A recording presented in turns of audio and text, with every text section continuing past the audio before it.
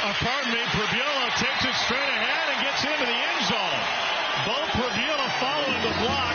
He's looking to lead Missouri to a comeback fourth quarter win against Auburn, just like his predecessor, Brandon Cook, did last year. Arnold, taken down, gets rid of it to his offensive lineman, and that's how it will end. It was really, really ugly, but we just kept fighting, and then obviously in overtime, I thought our defense was just dominant. Zion Young was just completely took over the game. Lots to work on and get cleaned up, but we'll go home celebrating a win and fight on and press on to next week. Alongside Alex and T-Bone, I'm BK. It's BK and Ferrario here on 101 ESPN. I have a rule that I live by this season, Alex. It's a very simple rule. Don't say you don't understand the line. That's one of them that I should understand or should live by. I do not, literally unfortunately. Break it every Friday. Yep, pretty much. If you win this year in the SEC on the road, you don't apologize for that victory. Because it's hard as hell to go on the road and earn any of these victories. T-Bone doesn't understand that because he's not SEC through and through. Also, his team goes on the road and he's like, oh, man, we got to win. Yay. No, man, you go on the SEC, these road trips, 100,000 fans in the stands, good luck. Yeah, your road win in Purdue in these didn't haunted matter. houses. Mizzou went down to Auburn over the weekend. This year. They did not play particularly a top 5 win, you said? Top 25, I said. Okay, I was about to say. No, put your hand down. Mizzou doesn't. Still haven't played anybody. Are you sure you have one right now? Yeah, USC. They were top 25 at the time. They're not top 25 today. We're going by when they won the game anymore. Well, right, we're going by when they won the game. South Carolina was top 25 when they played. So if you want to go by that, Missouri also. Yes. No, they weren't. They were not top 25. Weren't they? Get out of here, T-Bone. So anyways, I don't think South Carolina was ranked for that game. I think they beat 2 top 25 teams. Your team got your butt spanked by 53. So, Mizzou wins over the weekend. It wasn't pretty. It was not a fun game to watch. I didn't enjoy watching that. I gave up on them no fewer than 7 times during the game. But they won, Alex. And I said last week, and I think people underestimated it, Auburn's defense is really good. Like, really good. They are not a bad team because of their defense. They're a bad team because, as you watched on Saturday, Jackson Arnold is not a particularly good quarterback. No, he looked very scared. They have incredibly talented receivers, a very good defense, especially along their defensive line, and they're not particularly well coached. So they do some stuff that loses them football games.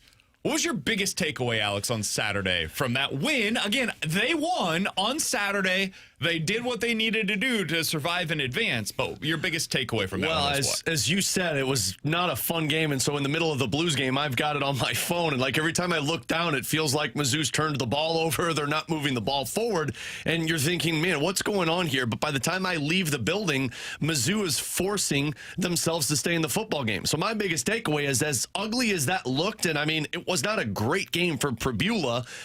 To me, that game was won because your defense is awesome.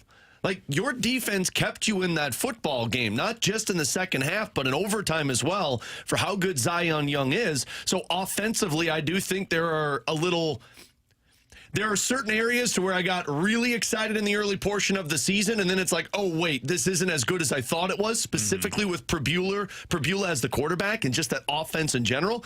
But, man, regardless of the opponent, even going back to the Alabama game, your defense keeps you in football games. You've got an elite one in the SEC, and watching them do that against Auburn on the road to keep them alive, ugly wins don't matter if your defense keeps you in it. And I think I just made that line up right there, but like, it can be ugly. No, I'm going to get to the end of this one at some point. No, God, don't do this like Joey. It's feeling like that already. It's an ugly win, but you won that game because your defense kept it tight. And that's what I think matters more than worrying about how it looks. It doesn't need style points at this time of the season. It doesn't. It's one of those things, though, like, we're having two conversations at the same time. One, evaluating the win. Evaluating the win is simple. You won. That's all that matters. It does not matter how you do it. It matters that you did it. They don't ask you how. They ask you how many at the end of the season. And if you get to 10 or more, you get to double digits, you're probably in the playoff if you do that in the SEC. But also, there is a projecting forward conversation that's taking place. And if you play the way offensively that you did against Auburn, and you do that against Vanderbilt or Texas A&M or Oklahoma or, honestly, Arkansas, I don't know how many of those games you're winning. because those teams are going to put up points against you in a way that Auburn was incapable of putting up points. They could not take advantage of their opportunities. And Missouri's defense deserves credit for that. I totally agree, Alex. Zion Young down the stretch was amazing. Damon Wilson made a few huge plays down the stretch as well.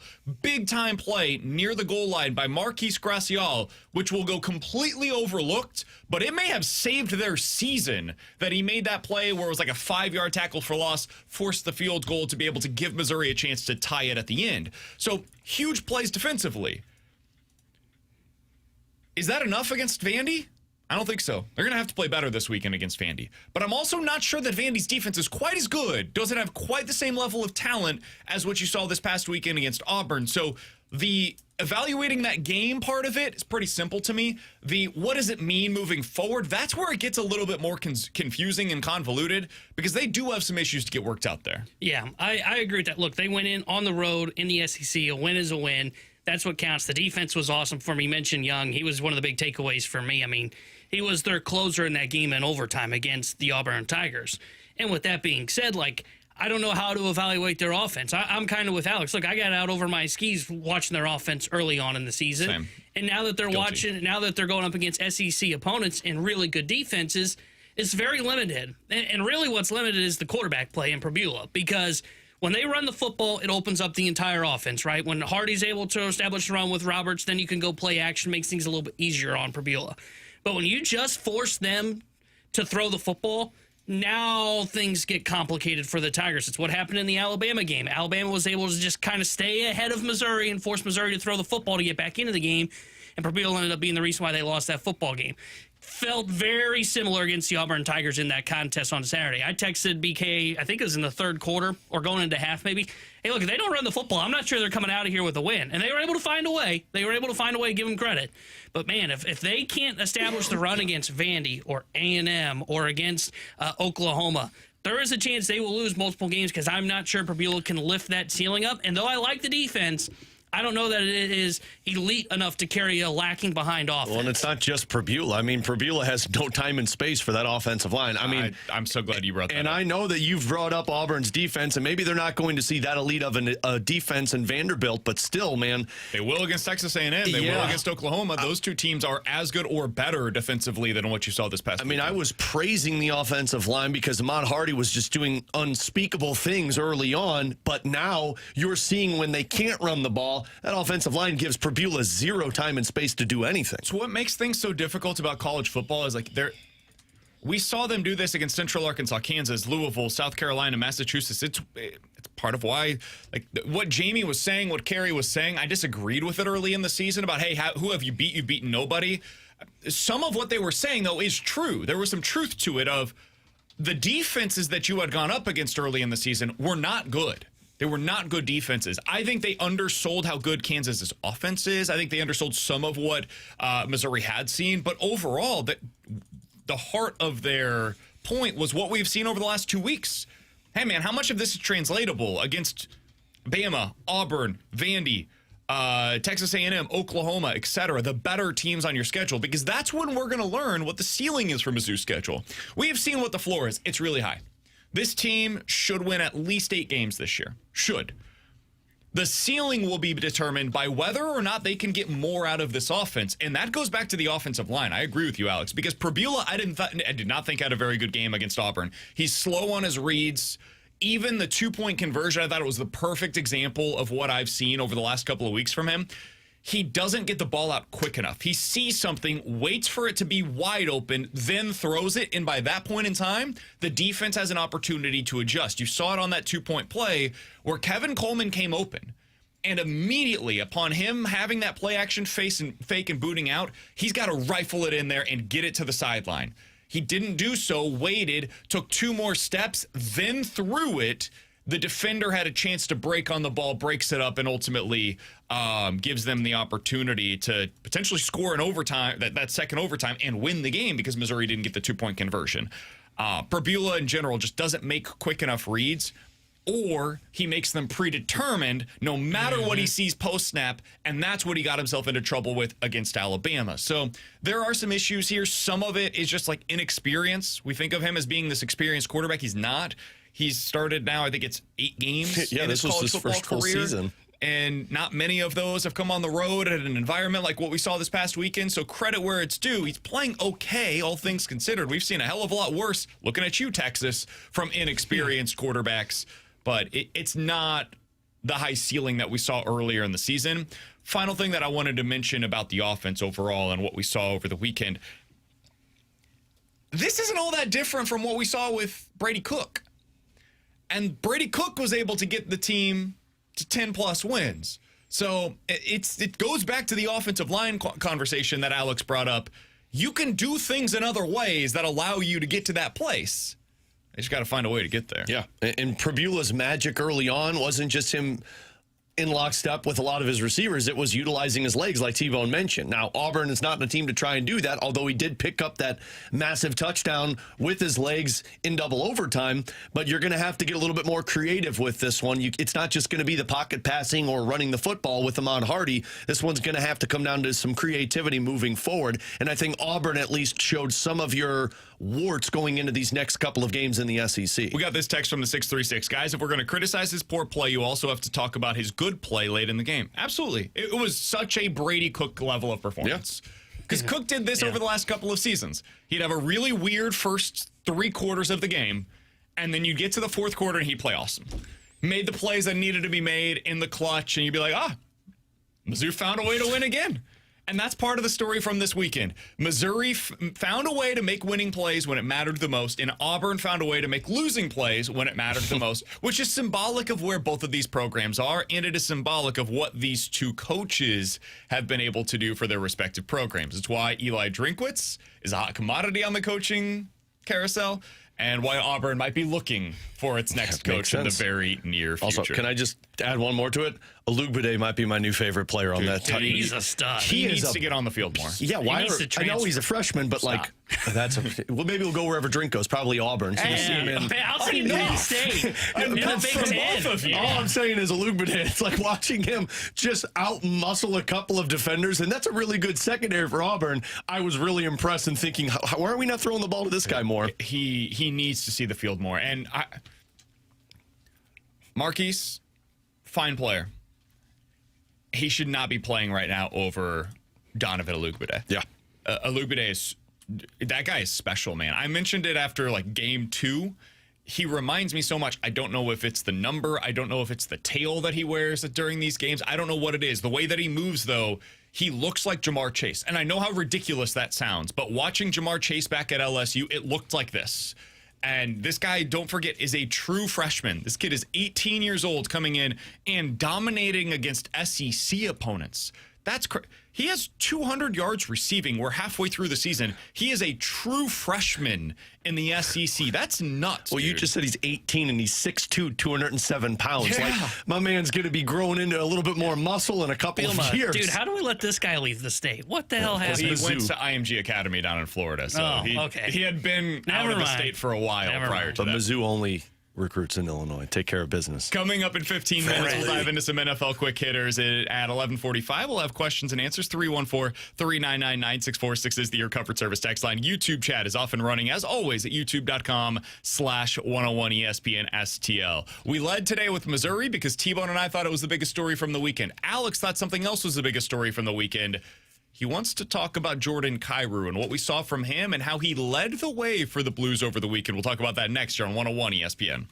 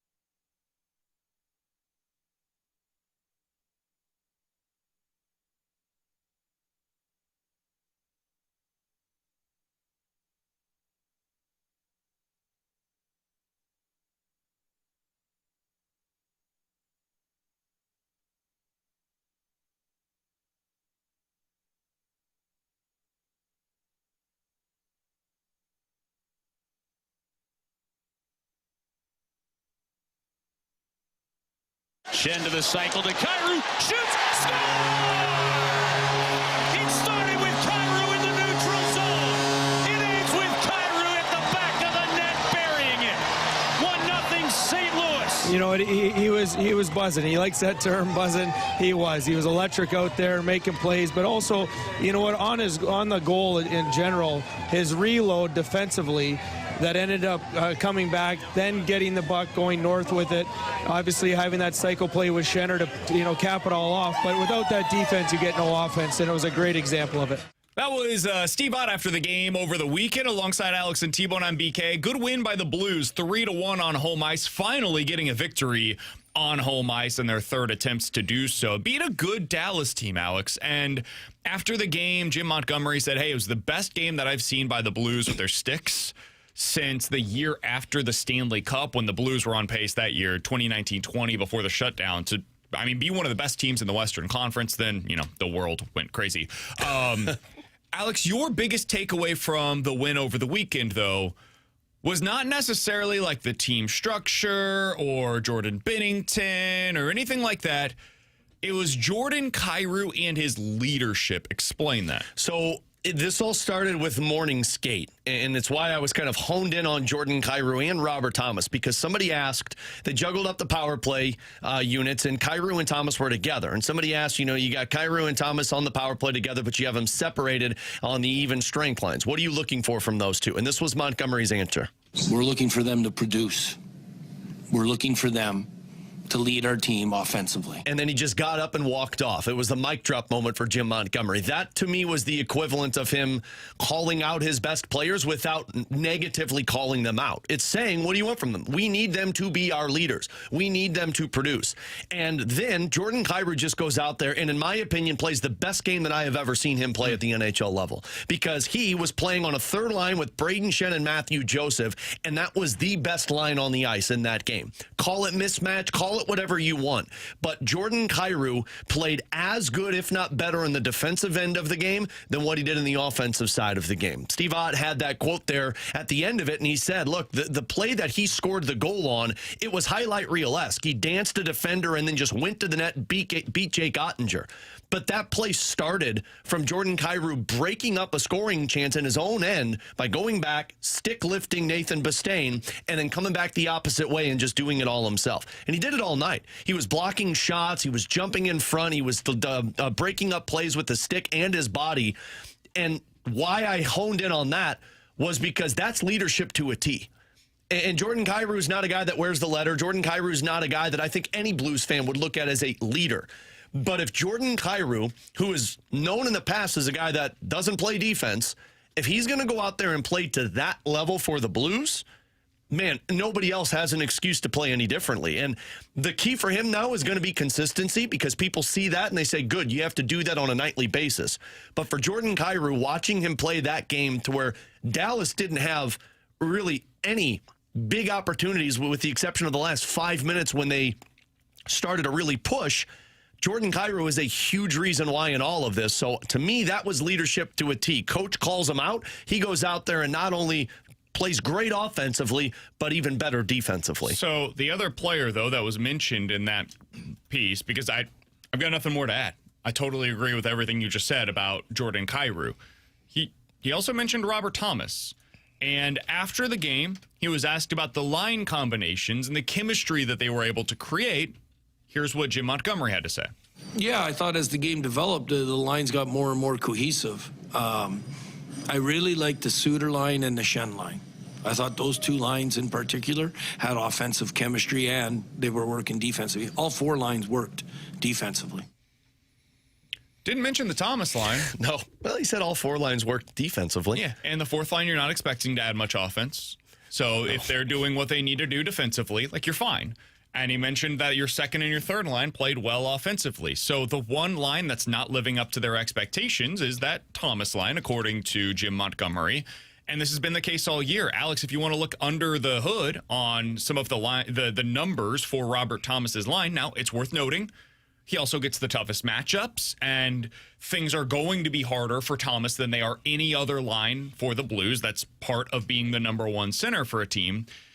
they're not good, man. His Corsi numbers, which is puck possession, they're among the worst on the team. His shots for numbers. Blues have been outshot at 5-on-5 with Robert Thomas on the ice, 41-32 this year. They've been outscored 7-4 this year. The expected goals, say that's not unlucky. That is exactly in line with what you would otherwise expect. In fact, they might be getting a little bit fortunate with what they're scoring at 5-on-5 with Robert Thomas on the ice so far this year. High danger chances. They have been out high danger chanced at 5-on-5 with Thomas's line on the ice, 21-13 so far this year. The only player on the Blues that has a worse margin is Logan Mailloux as a defender.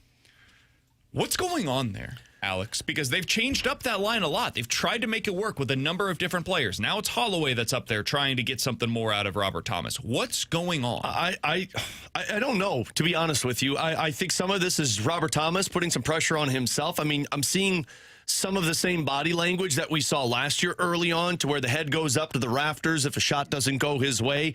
I mean, last season in the first 7 games before he got injured, he was a point-per-game player, but he was a -2. Right now, he's got 2 points in 5 games and is also a -2. Now, this isn't to take away from Thomas in that game against Dallas, because I thought he was elite defensively. That line was really good defensively, because I didn't feel like I said Rantanen's name much in the first 2.5 periods. And then the third period when Rantanen kind of went God mode. But, you know, some of this is maybe chemistry. He's used to playing with Pavel Buchnevich, and now you've got Dylan Holloway up there.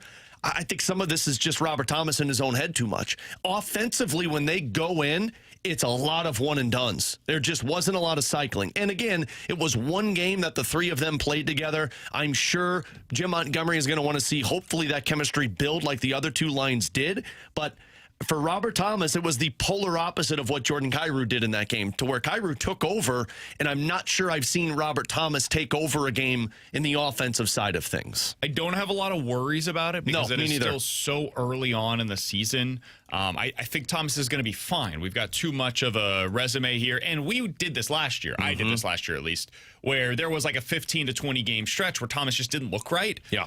And he ended up having a spectacular season by all accounts after that injury. So let's get like another 15, 20 games into the year before we have any kind of a freak out session. I do wonder, now this is something that we'll never be able to know truly, but I do wonder if there's something here with like, hey, you know, Team Canada, all of the decisions that are coming, that's kind of been the backdrop to a lot of the conversation over the last month for Robert Thomas. I know we did a sit down about it with Jeff Merrick up in Canada prior to the start of the season. So is that something that he's putting a little bit too much pressure on himself for? Maybe. Hard to say with any certainty, but they need more out of him. They need him to play like the player that they expected him to be. They called out Kyrou and Thomas before the game on Saturday. Kyrou responded in a fantastic way, took that game over. They need the same out of Robert Thomas as they go up against the LA Kings tomorrow night. Continuing on home ice right here on 101 ESPN. You'll be able to hear that full coverage tomorrow night starting at 6 o'clock with Alex Ferrario. Coming up in 15 minutes, 314-399-9646. That's the Air Comfort Service text line for questions and answers. But next, time for some NFL quick hitters here on BK and Ferrario.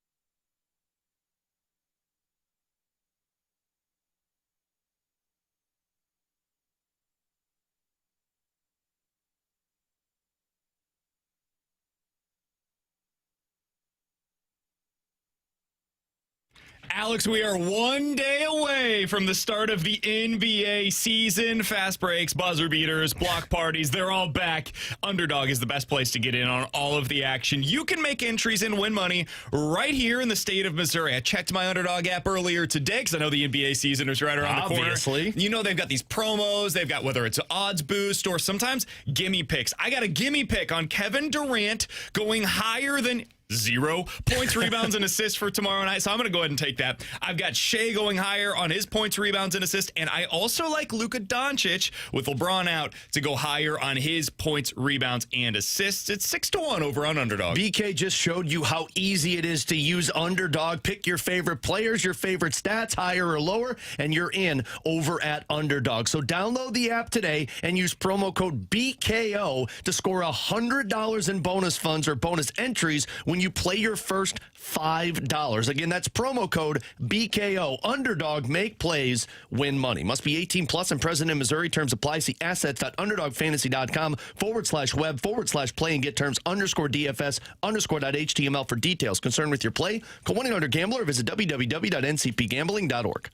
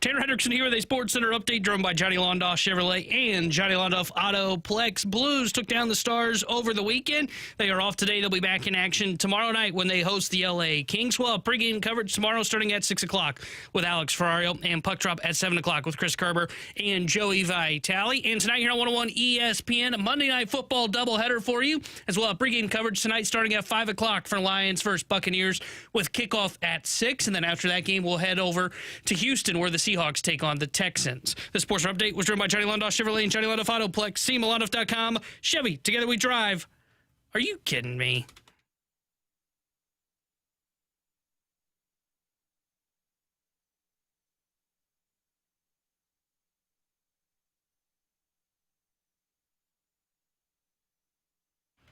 Alongside Alex and T-Bone on BK, it's BK and Ferrario here on 101 ESPN. Time for some NFL quick hitters here on the show. How'd you guys do? Survivor pool, pick-ems? How'd the weekend go for you guys? Survivor pool was good for me in the first quarter. I took the Chiefs over the Raiders, that one was done. I didn't have to worry about it very early.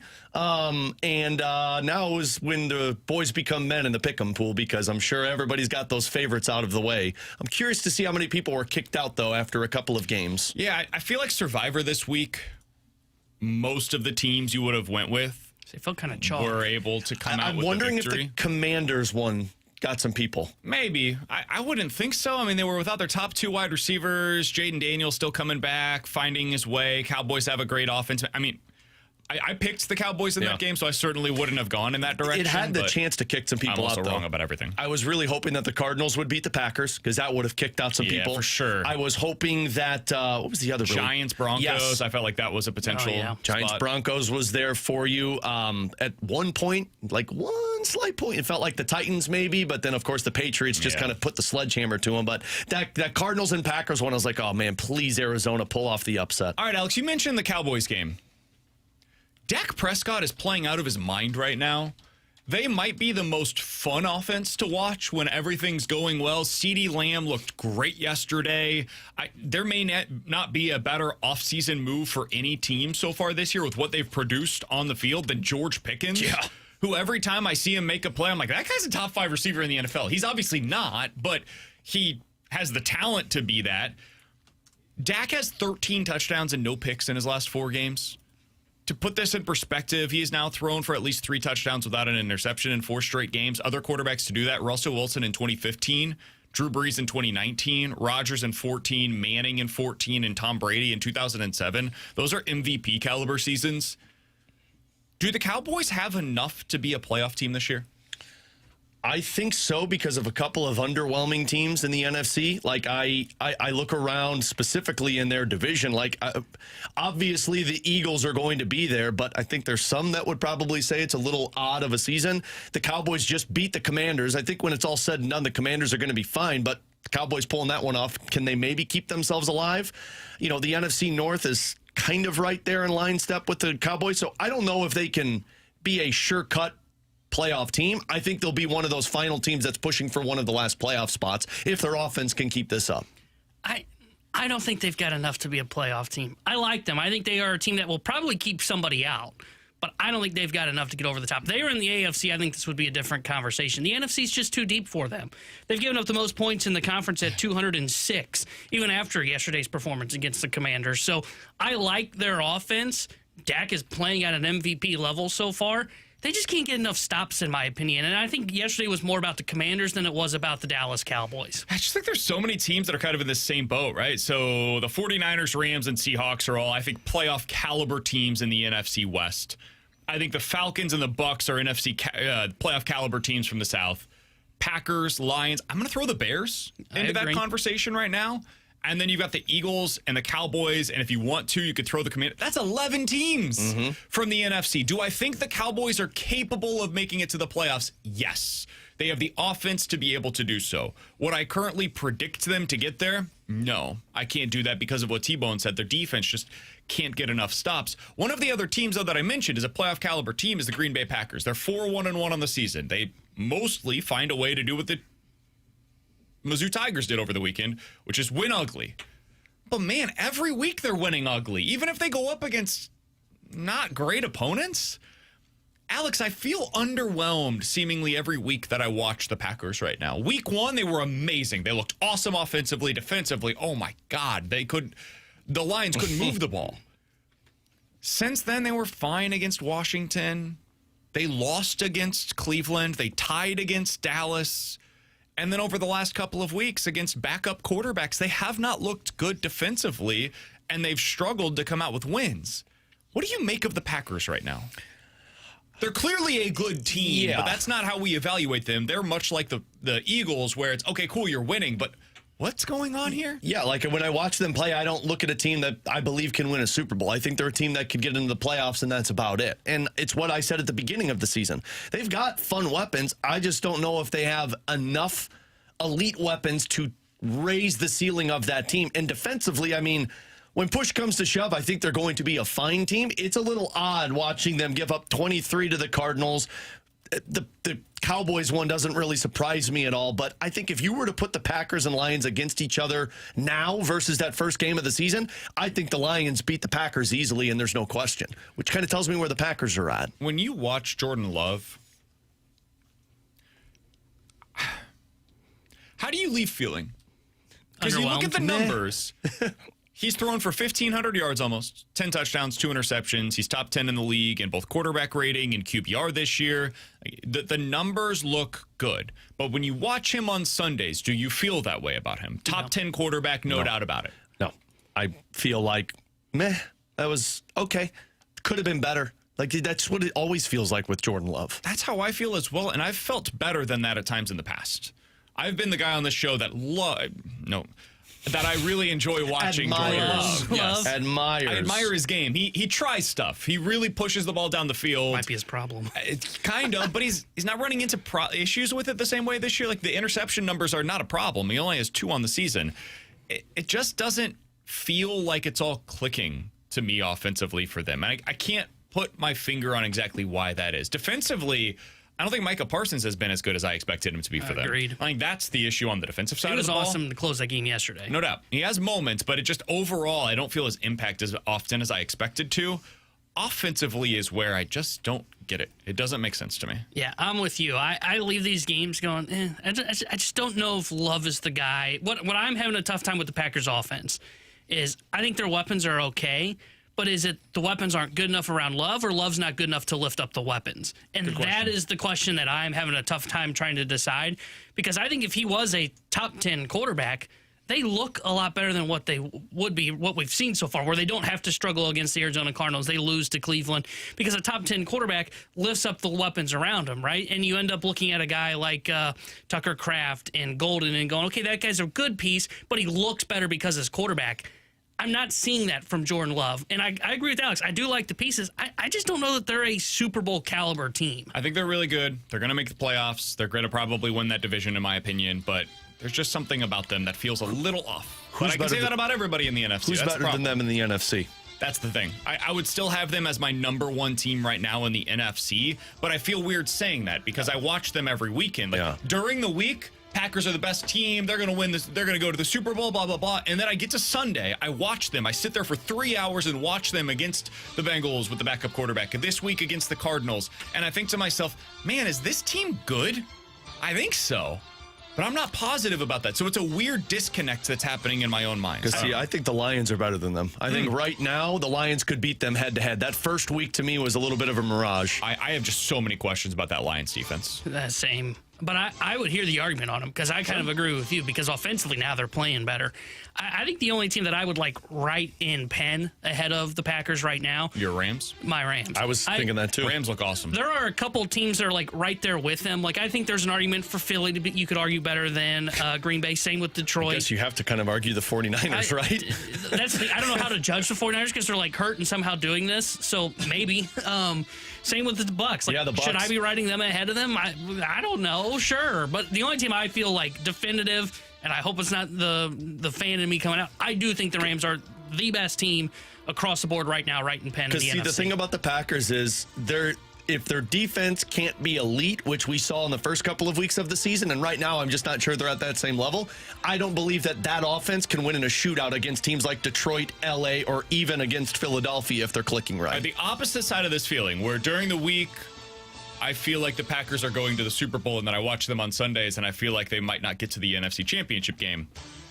During the week, I say to myself, the Colts can't keep doing this. They're going to lose this weekend. This is going to be the week that we see. This is all fraudulent.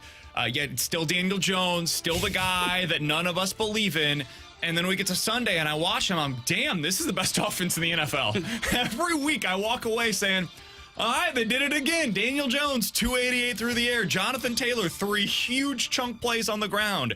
Every week, Tyler Warren makes a play that I, gasp as I watch him do it. And this week, it was once again the same thing. I picked the Chargers in this game. I thought the Chargers were going to be able to find a way to slow their offense down. Justin Herbert would make just enough plays. Now, he threw for 420. So it wasn't as though the Colts had this great defensive output, but they scored 38, man. They've put together the 3rd most points in Colts history through the first 7 weeks of the season. Never in Peyton Manning's career did he score more points at this point in the season than what Daniel Jones and this Colts offense has. So I don't know. I'm doing the opposite thing with the Colts that I'm doing with the Packers. How do you guys feel about them right now? Is this a legitimate contender, or is it what we saw last year with the Vikings? I think it's what we saw last year with the Vikings, because it comes down to the quarterback. Like, you can give me all of those stats about Daniel Jones and say Peyton Manning's name. I don't care, because I think Daniel Jones is the guy that he's great in the regular season, but when the brights are the lightest, as BK likes to say, he's going to crumble like Sam Darnold did for the Vikings. So in the playoffs, I think that team will be lucky to win a game. In the regular season, I think they might be the second best team in the AFC this season. I think they will finish with the number 1 seed. I think they will have the best record in the AFC this year, and I will bet against them the first opportunity that I have in the postseason. And maybe that's unfair. Maybe that's me being a hater, and all of that is understandable. I get it, especially if you're a Colts fan. You should enjoy the hell out of every second of this. It's an awesome season.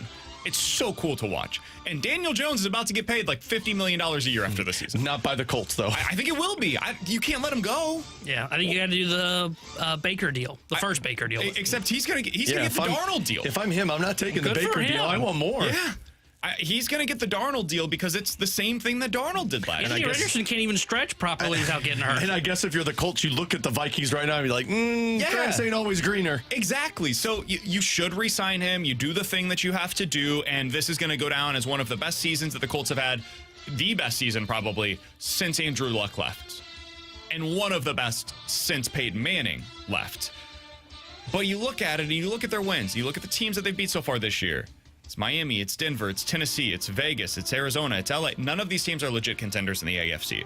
You look forward, Tennessee, Pittsburgh, Atlanta, Houston, Jacksonville, San Fran, Jacksonville, Houston. They're going to get a ton of wins against teams that I don't believe in. Yeah. So the one loss that they have on their resume thus far is against what I agree with T-Bone is a top 5 team in the NFL, the LA Rams. I think that's more indicative. And they're a good team. They lost that game by a score. And if A.D. Mitchell doesn't throw the ball through the end zone, they might win it. Yeah. But I just don't believe in this once we get to January. Good team, probably win 13 games, get the number 1 seed, just not good enough to win in January. Here's where I'm having a tough time with them, projecting them forward. I agree, probably won't trust them. Who's the team that's beating them in the playoffs, though? And the reason I say that is, like you said, like when they play a contender, who's a real contender in the AFC? Chiefs. That's it. And like, that's why I think, like, they scream a team that you shouldn't really believe in. Yeah, I'd pick the Bills against them. I don't know, that defense, like, I don't know that they're a legitimate contender. They've got Josh Allen, which puts them in that category, but they've got such wart on their resume with their defense. To where I could see where the Colts end up being to the AFC Championship game. You don't believe them at all. They get killed by the Chiefs, and they end up becoming like what the Jaguars were. When it was like Blake Bortles just got the Jags to the Colts AFC Championship ain't game. Exactly out here shutting I people down agree, but either. like it's just the opposite, right? The offense is so good that it could get past most of these AFC teams. Like you look back at last year's team that you mentioned in the Vikings, the NFC was really deep when we got to the playoffs. Like the Rams were a very good team. The Lions were a good team. The Commanders were a good team. I think there's only one good team in the AFC, and that is the Kansas City Chiefs, and that's why I think they get further. Well, they might. And to your point, like, I don't really care if their defense is bad in the playoffs because I don't think Daniel Jones can play at the same level as Josh Allen in the playoffs. Exactly. So they won't score the points. I just don't know who the team is that's going to stop them defensively. Because I just don't know that there's a good team in the AFC outside of Kansas City. It's a totally fair point. And that's why I think they're going to get the number 1 seed. And once they get there, it becomes about matchups. Who is that 4 or 5 seed that could potentially shut them down? Because you're looking at, like, I think Kansas City's probably going to get the 2 or the 3. I think Buffalo's probably going to get the 2 or the 3. So you're looking at New England, the winner of the AFC North. That's probably your first round matchup, most likely, as of today, for Indy. Ooh. I don't know that either of those 2 teams could beat them. Yeah, I was going to say, if New England matches up against them, I could see New England at least making it competitive. Makes things interesting, but I would still probably take the Colts, and then you get to the AFC Championship game, and I would absolutely take either the Bills or the Chiefs, in my opinion, probably the Chiefs once we get there. All right, coming up in about 15 minutes, is this what Missouri's running game is going to be during conference play, and if so, how does that project over the rest of the regular season? We'll get into that coming up in 15 minutes. Questions and Answers is next here on 101 ESPN.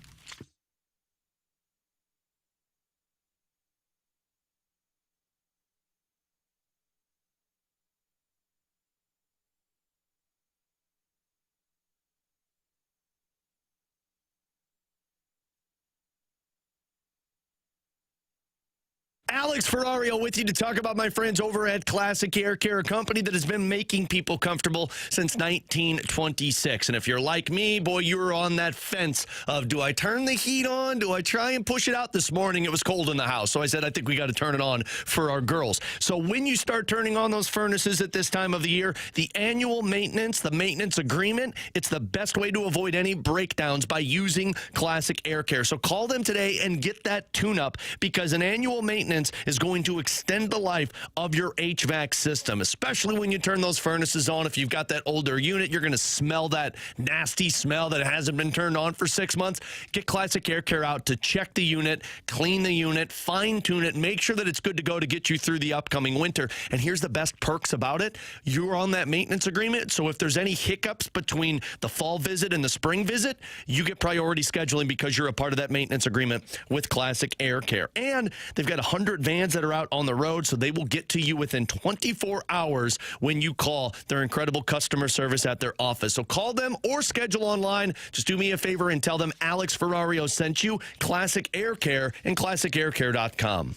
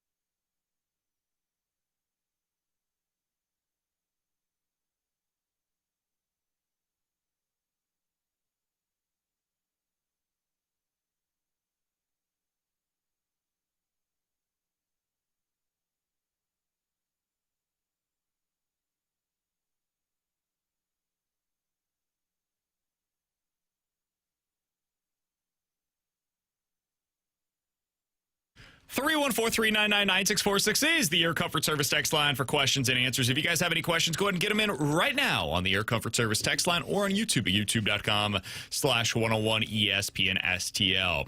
From the 314, guys, I don't think he's going to leave, but if Eli Drinkwitz did leave, would Mizzou be a job that other coaches would desire? I think if he leaves, you would see them in on like the South Florida coach, or Willie Fritz is at Houston. I think he's getting up there in age at this point in time, but he would be an interesting one as well. He's a really good coach. He wins everywhere that he goes. And then Tulane has a coach right now that you'd probably be considering as well. Yeah, Willie Fritz is 65, so maybe that's not the direction. Age is but a number. Look at Pete Carroll. Yeah. He's loving life. I think that would be the pool that you're looking at. You're looking at the group of 5 for your next head coach. I mean, the success that Eli Drinkwitz has had, if you're confident in yourself, which every college football coach is, I think it's a desirable place, especially right now. It's just a matter of how confident you are in yourself, because Mizzou obviously allows the coach and provides them with what he needs to go out there and the recruit in the NIL and the transfer portal. It's a good job. It's not the kind of job that would attract the candidates that you're hearing about for Florida or Auburn or Penn State. Those schools have so much history that you can potentially pull from a place like Mizzou or Ole Miss, etc. And Mizzou doesn't have that. And that is not me putting down the job. Like, the Athletic put together their rankings of the top jobs in the SEC as of today. They had Mizzou 14th on that list. I could argue they should be a little bit higher, not a lot higher. They're probably in that like 11 to 14 range, somewhere in there. Yeah, I agree. I think if you're a group of 5 coach and you don't end up landing one of these big jobs, I think Missouri's better than, and you tell me if you agree with this first one I bring up, Arkansas. And I think it's better than the UCLA job that's opened up. Oh, for sure. Because as we've seen, Alex mentioned it, the athletic department's willing to give you what you need to have success at the SEC level. All right, from the 314, Alex, do you believe the Blues' shaky start to the season is because they don't have Torpo or Sonny in the lineup right now? No, I think the shaky start to the season was the emphasis, or not emphasis, on both sides of the puck. I think the Blues were too focused on generating all of the offense and not understanding the task at hand on the other side of the puck. I do think the line combinations maybe made it a little shaky, and it was also just some weird games. Like Minnesota and Chicago. A Chicago game, both goaltenders were terrible. Just one team didn't play. So I think that game versus Vancouver and Dallas is more in line of step of what the Blues are versus the games against Minnesota and Chicago. From the 636, do you guys think that Matt Kessel starts again tomorrow? Based upon morning skate today, it seems like that's going to be the case. Yeah, they're not going to put Mayu in until Kessel has a rough game. They're going to let Mayu. Mayu was sitting in the box right next to us up in the press area. Oh, you were coaching on him Saturday? up? No, God, no. I didn't speak to the man, poor kid. But he was sitting next to Robert Bortuzzo the entire game. Makes and then sense. during one of the intermissions, Al McInnes came in and was just talking through everything with him. And it's like, man, think of what Mayu is learning in just a matter of 3 periods, watching it with Bortuzzo and then McInnes coming in. So my guess is Mayu comes in on this next road trip. The next few is probably going to be Kessel and Tucker. From the 618, guys, do you think it could be a good thing if Kirby Moore, Mizzou's offensive coordinator, gets a head coaching job next year? I think people need to be careful with how much criticism they're giving to Kirby Moore right now. I don't think he's been perfect this season or really over the last couple of seasons. I think he was fine against Auburn. I don't think the play calling was the problem for the most part. It was the execution in your offensive line. Exactly. The plays that worked against Kansas and against South Carolina, they're not working when you go up against these better defenses. And at times, Pribula's got open receivers. He's not hitting them. So whether that be because of the offensive line and him dropping his eyes and feeling pressure, whether it is or is not there, or if it's he's predetermining reads or a little late on the read, whatever it may be, it's not all on the offensive coordinator. So could it be a good thing? Maybe. I think he's a pretty good offensive coordinator, though. I think that by and large, most teams hate their offensive coordinators. The fan bases hate their offensive coordinators because it's hard to score in the SEC. I'm happy with my offense. I'm unhappy with my DC. But yeah, I don't know if it necessarily resembles like a good thing on Missouri. I think it shows a good thing for Drink. right? Shows you that Drink hired the right guy. He hired a future head coach, and shows that he knows how to evaluate talent. But I agree with you. I thought the weird decision, I don't know if it was Drink or his, was the settling for a field goal. And I don't remember if it was overtime or if at the end of regulation. I thought that was a weird decision from them, but I don't know if that was on Kirby Moore or if that was on Eli Drinkwitz. 314-399-9646 is the Air Comfort Service X line for questions and answers. Last thing here from the 636. Guys, that article from The Athletic is absolutely atrocious. 14th for Mizzou among the best jobs in the conference is comical. You guys want to go through this real quick and we can talk about where we think it should rank instead? Yeah, sure. We'll get to Mizzou's running game on the other side. All right, let me see if this will pull up. So this is in the SEC, correct? The best coaching jobs in the SEC. Best jobs in the SEC. Tell me if you think that the Mizzou job is better than the one that I will put on the table, okay? This is in order from their list, best jobs in the SEC. Number 1, Georgia. Is Missouri a better job than Georgia? Mizzou's better than Georgia. No. Texas. No. Bama. No. LSU. No. Florida. No. I agree, no, but I think it's closer than people are giving it credit for. Florida has basically been good because of 2 coaches. Oklahoma. Again, kind of similar conversation. I think that the Oklahoma job is not as good as it once was, and I think this is a really high ranking of it on this list, but it's a better job. Yeah, I would say no. I think it's living off of its name from the Big 12, not what it is in the SEC. Texas A&M. No. Tennessee. No. Auburn. Apparently no. I think it's closer than people nationally would give it credit for, but I think the history you would probably give it to Auburn. I think that's where I'm going to start questioning it, though. So now is where I think it gets interesting. This is the range where I think Missouri belongs, and one of the names that I'm about to mention, I can't believe it's as high as they have it. Number 10, Vanderbilt. What? No. I would take Missouri. We'll find out this weekend. That's where I think it's crazy. Even then. 11, Arkansas. I would take Missouri's job over Arkansas. 12, Ole Miss. Again, I think that's pretty comparable between the two. 13, South Carolina. Again, I think it's pretty comparable to Mizzou. And then 14 is Missouri. I think that's the range that Missouri's living in. I think it is in that conversation with Arkansas, Ole Miss, South Carolina. Yeah, I'd stop it at Auburn. I'd hear a conversation on Auburn, and then from there, Mizzou's better than the rest. I think that it's probably 10 to 12. I'd agree in the with SEC. that. Depending on your own sensibilities, what you want. Do you want to live in South Carolina versus Missouri versus Mississippi? What is your personal preference? What's your I'm going to stick with what I said originally. Better than every team. Better than Georgia. MIZ. I can't believe they put Vandy ahead of Missouri. That's ridiculous. That one feels weird. I guess maybe you just want to live in Nashville, which I can see the appeal of that. But otherwise, people forgot they had a football program for the last decade until last year. That felt a lot high to me. Yeah. Coming up next, is this what Missouri's going to get out of its running game and conference play? And if so, what does that mean for them? We'll talk about it next year on 101 ESPN.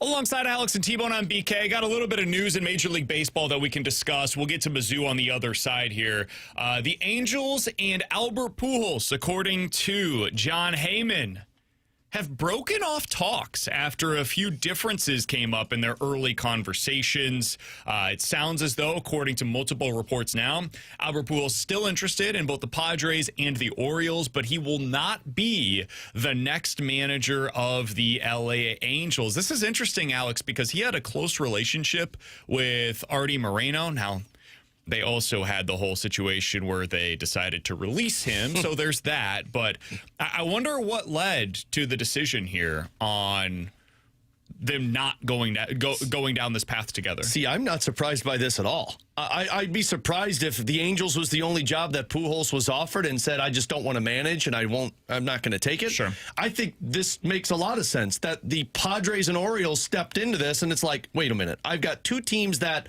have already done their due diligence of drafting and developing players. One team that's already in contention mode, another one that should be there. Maybe they were lacking the necessary leader in the clubhouse, and that's where, like this, and then I got the Angels, where, what are you selling? You're selling Mike Trout? Okay. Old, washed up. Yeah. Old, good, Yeah, but yeah, somewhere washed washed up. But a team that's often injured. a team Mike that's Trout. always willing to spend money, but always comes up short. They're like the bridesmaid, never the bride. Versus the two teams that one has all of this plethora of pieces. Now, the ownership's their own issues with the Orioles, or another one where the general manager is wild and will just start making crazy trades. This doesn't surprise me at all. Two teams that I could try and win a World Series with sooner rather than later. Another that I'm probably going to get fired in 3 years. Yeah, I wonder, because if I'm him, this was, out of the three jobs that he's been reported to, this was the worst one by far on the list.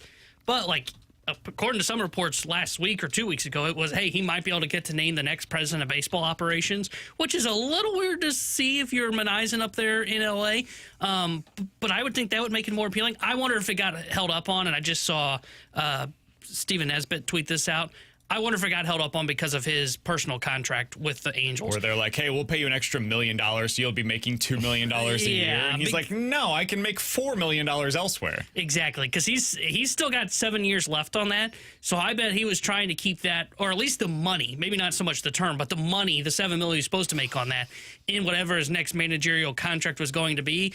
And I wonder if that's what fell through. But, like, again, the Orioles, the Padres, those are two better jobs. So if Albert has aspirations and is hoping to win right away, Baltimore and San Diego make much more sense than it ever did to be with Moreno and the Angels. According to a new report, this coming from Alden Gonzalez of ESPN.com, Pujols is scheduled to interview with the Padres on Wednesday. The Orioles have also previously reached out with interest, though an interview has not yet been scheduled with Baltimore. I wonder if this is a situation where he's just like, you know what, I want to go work for the Padres.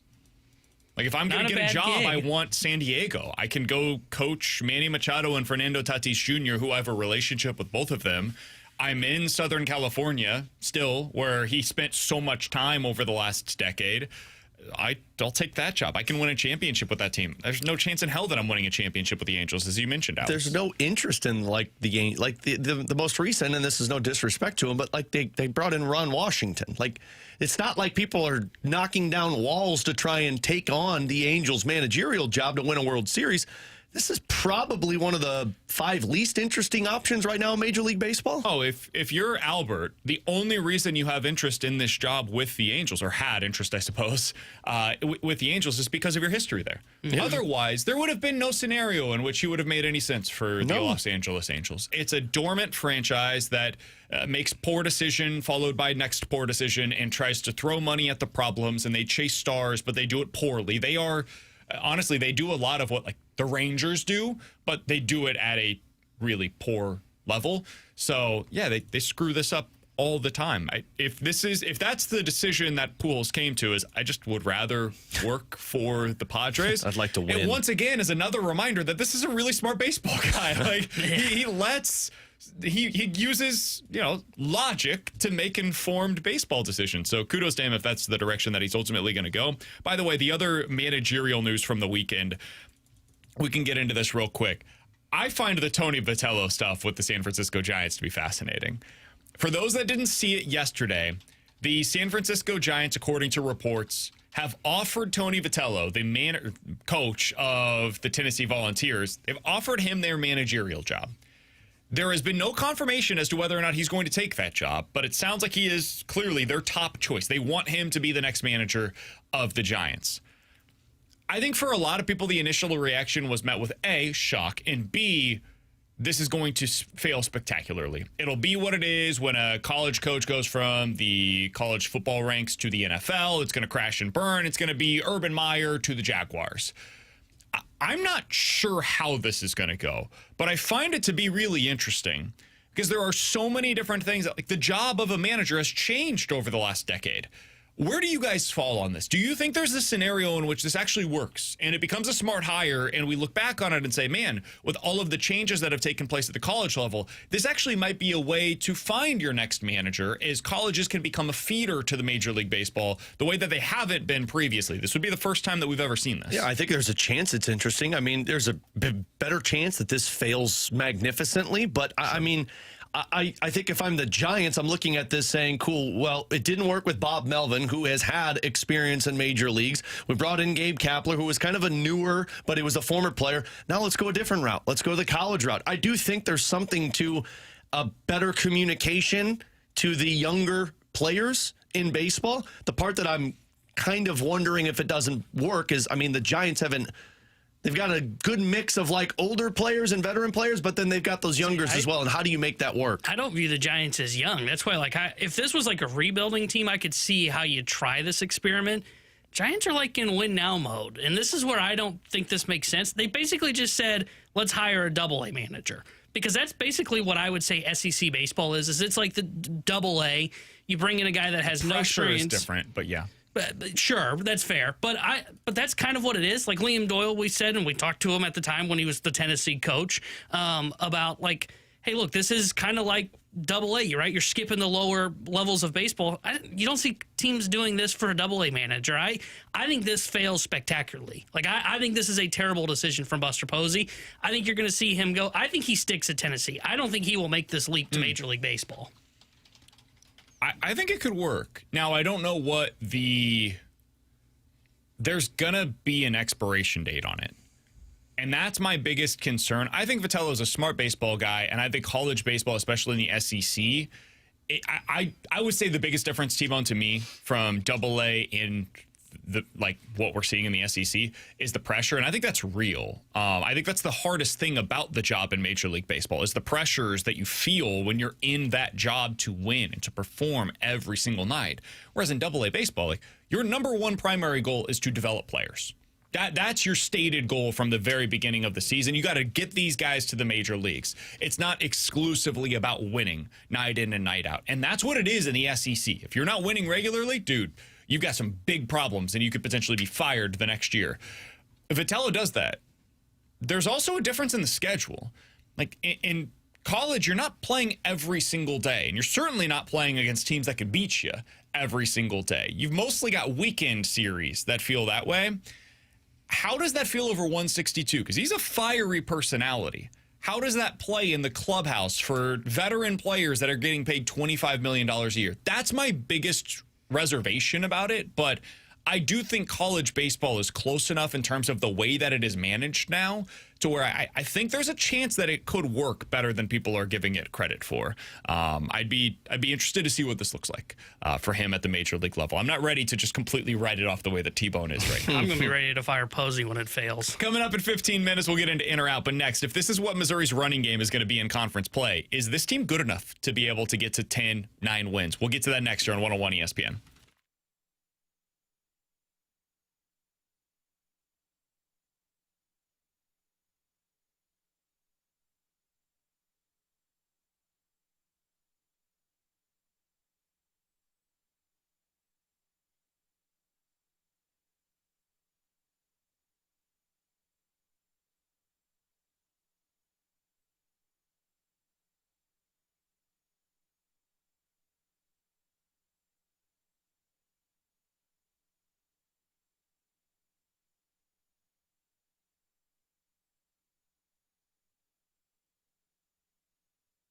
Hey, it's BK for my friends at Victory Men's Health. It is time to unlock your inner champion, and the place to do so is with Victory Men's Health. Check them out today and book that first appointment online at victorymenshealth.com. When you get over to their website, you can read all about what they have to offer, whether it's weight loss goals that you're trying to meet, low testosterone symptoms that you're feeling, maybe it's erectile dysfunction issues, or maybe you just want to learn about their vitamin infusion options that they have, the supplement shop, red light therapy, cardiovascular testing.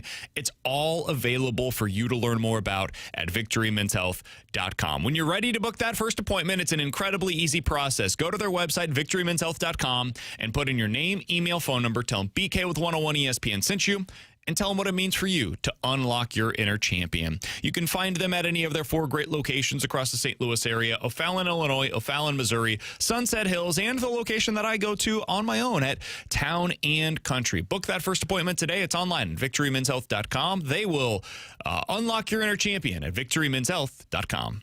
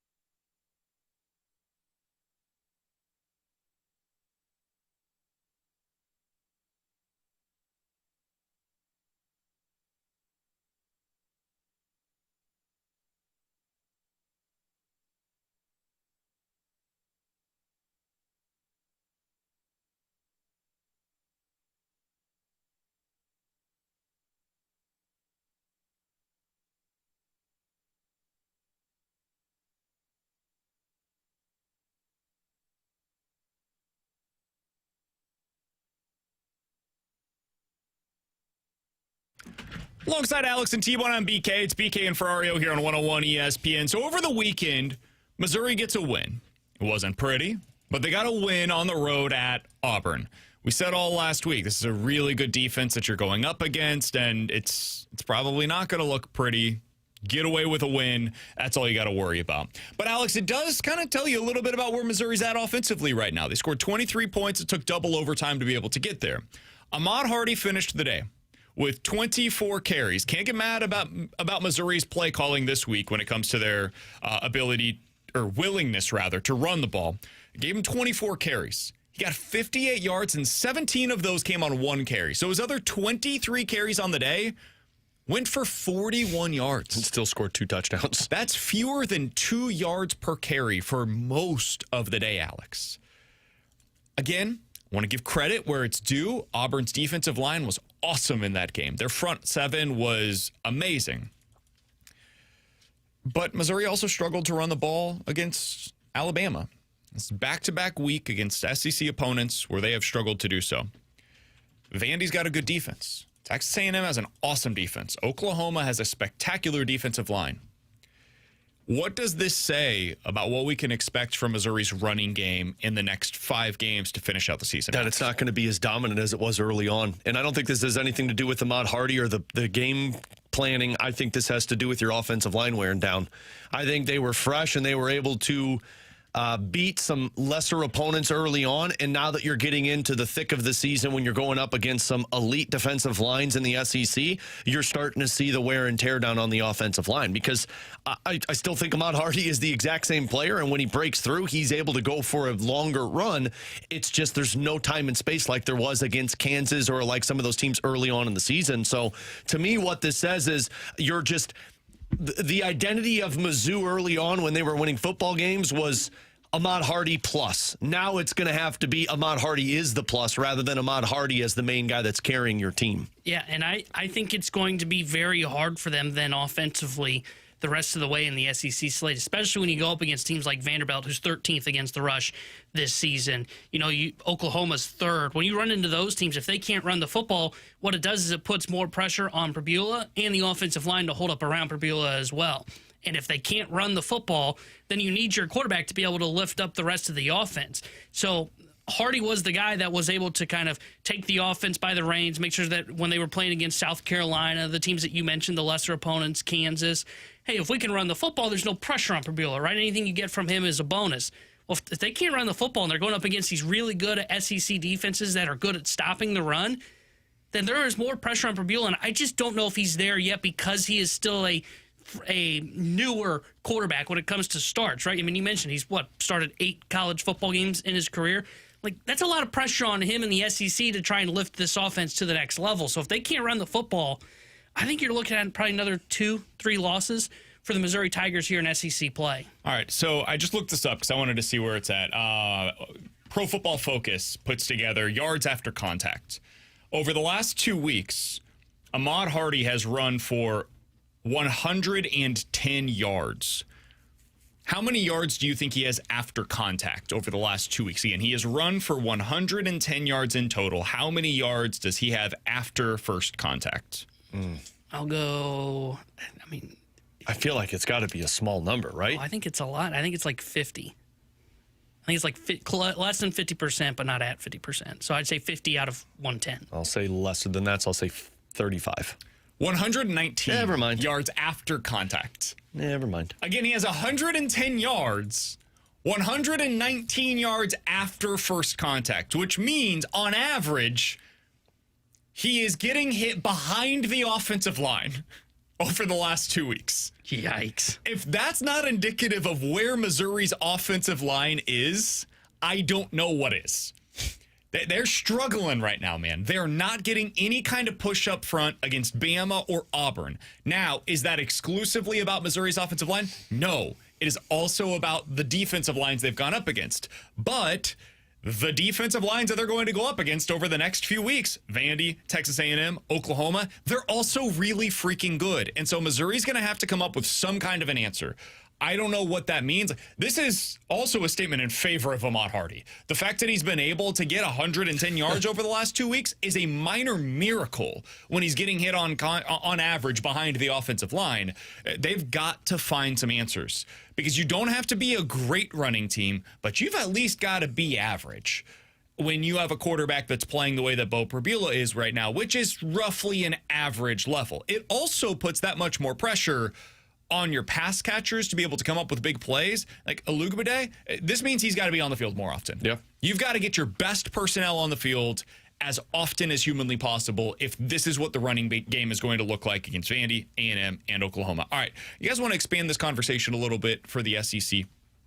Because I saw a graphic yesterday from the SEC Now crew on their top 5 teams in the SEC. They were all slightly different. They all had mostly the same teams represented, though. All 3 individuals that are on the show had Bama number 1. All 3 of them had Georgia in the top 3. All 3 of them had Texas A&M ranked among the top 4. And all 3 of them had Vandy listed in their top 5. Ole Miss was the last team that they all had listed. So they had the same group, just in different orders. How would you currently rank your top 5 teams in the SEC, Alex? None of them had Mizzou listed, which I think is understandable right now, given what they looked like over the weekend. Yeah. I think I would have Bama as 1. I would too. A&M 2. This is where it gets tough because, throw it into a blender and see what comes out, and right? I would flip the top 2. I think A&M is the best team in the conference over Alabama. And A&M got pushed and I think against Arkansas, who you think is no good. I said their offense is good. I think in the top 5 still would be... A&M beat Auburn by 6, by the way. Just a reminder. They won 16-10. A win's a win, Brandon, as we talk about all day. If we're critical of Mizzou, were they on the road? Our theme today was a win's a win. Yeah, but were they on the road or were they at home? I don't know. That was the secondary with that piece. I think they were at home. Yeah, they were at home in that one. A win is not a win at home. As we've learned earlier in the situation show. in all seriousness. Yeah. Bama, A&M would be 1, 2. And I agree with that. I think in my top 5, I would still have Georgia, Vandy, and then I think I'd probably put Oklahoma before Ole Miss. Really? Yeah. Okay. Just, I don't know. Again, I think I could have 5 different teams fighting for those last 3 spots. I think 5, 6 is really hard to pinpoint. 3 through whatever is hard, but I would go A&M 1, Bama 2. I would go Vandy 3, and then I would go with Oklahoma 4, Georgia 5.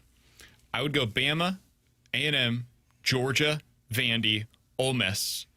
And then I would go Oklahoma and then Missouri. Yeah, so we essentially had the same with the exception of 1 and 2, T-Bone flipped, and then you and I had 5 or 4 and 5 flipped. I would have Oklahoma, Missouri on the outside looking in. Goes to show you how massive this game is Saturday for Mizzou. It's you want college football playoffs, it's this game. Now, you'll have to continue to win, obviously. But every game becomes that much more important with every game that you win. That's the nature of the modern college football landscape. But don't you still have that grace in terms of a game if you beat Vanderbilt? Correct. So, you lose another one, it doesn't kick you out of it because you beat Vanderbilt. Yeah. And you were in there with Alabama, which I know a loss is still a loss. The tough part, though, and this is what's frustrating about this year's SEC, if you beat Vandy ceases to be what they were. Because it adds a loss to their resume, and now they've got 2 losses on their on their Illinois schedule. acting as and if the USC win was big. You look at the Vandy win, and you're like, okay, so Vandy has a win against LSU, and that's it. Their resume suddenly isn't all that impressive. And LSU isn't that good. Exactly. So then you look at maybe they lose again the following week. Now Texas is a loss on their resume. They've got 3 losses. They're 6-3. Yeah. Suddenly you're looking at it with a little cockeye. You're like, This SEC is deep, but when you get a deep conference like this, they just beat the ever-living hell out of each other. This is fun. It is. It's really fun, but it's tough right now to decide. I think Bama's clearly, to me, the best team in the conference. I think Bama, get it, A&M though. are tier 1. I agree. Those are my top 2. And I think Georgia, to me, is almost in a tier of their own right now. See, I don't know about that. Because I don't trust their defense. That's the other part. There are a lot of teams that fall anywhere between 3 and I would say 6 or 7 that have significant holes. Like Georgia's defense can't stop anybody. Ole Miss, as we saw over the weekend, can't stop anybody. By the way, theme of a Lane Kiffin team. You look at Oklahoma, for example. All of a sudden, the offense looks like a major question mark. Terrible. Missouri's offense suddenly looks like a question mark if they can't run the football. Mizzou and Oklahoma are going to play a 10-7 game. It's going to be so frustrating to watch. It'll be some of the best defense that you've seen by any team all season long. The offenses, though, will combine for 370 yards. It's going to be so ugly. God, I can't wait for that one. I don't want to watch that football game. Yeah, I don't blame you. All right, coming up next, in or out here on 101 ESPN.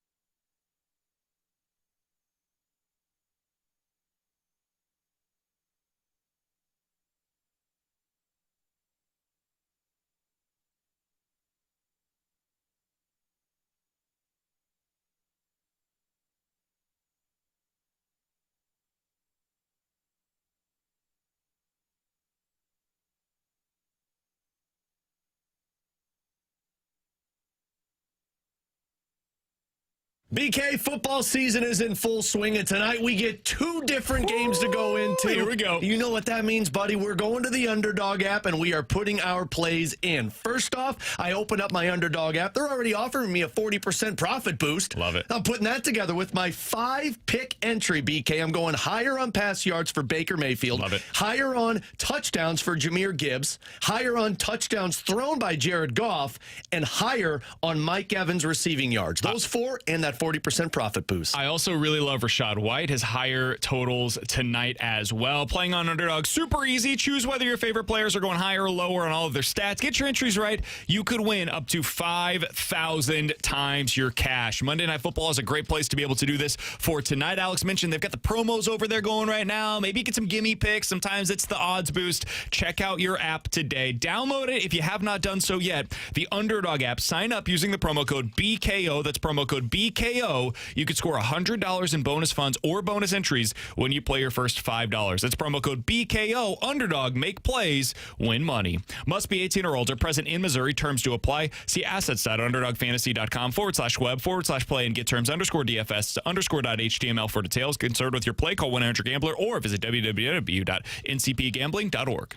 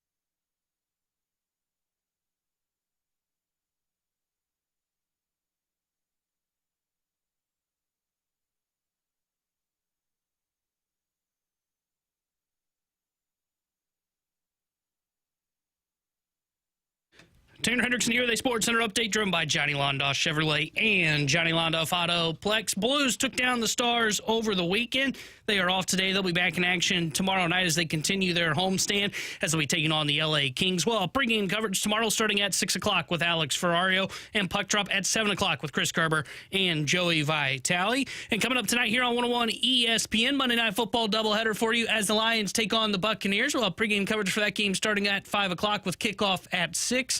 And then Seahawks and Texans will kick off at 9 o'clock tonight here on 101 ESPN. The Sports Center update was run by Johnny Londoff Chevrolet and Johnny Londoff Autoplex. See him at Londoff.com. Chevy, together we drive. Are you kidding me?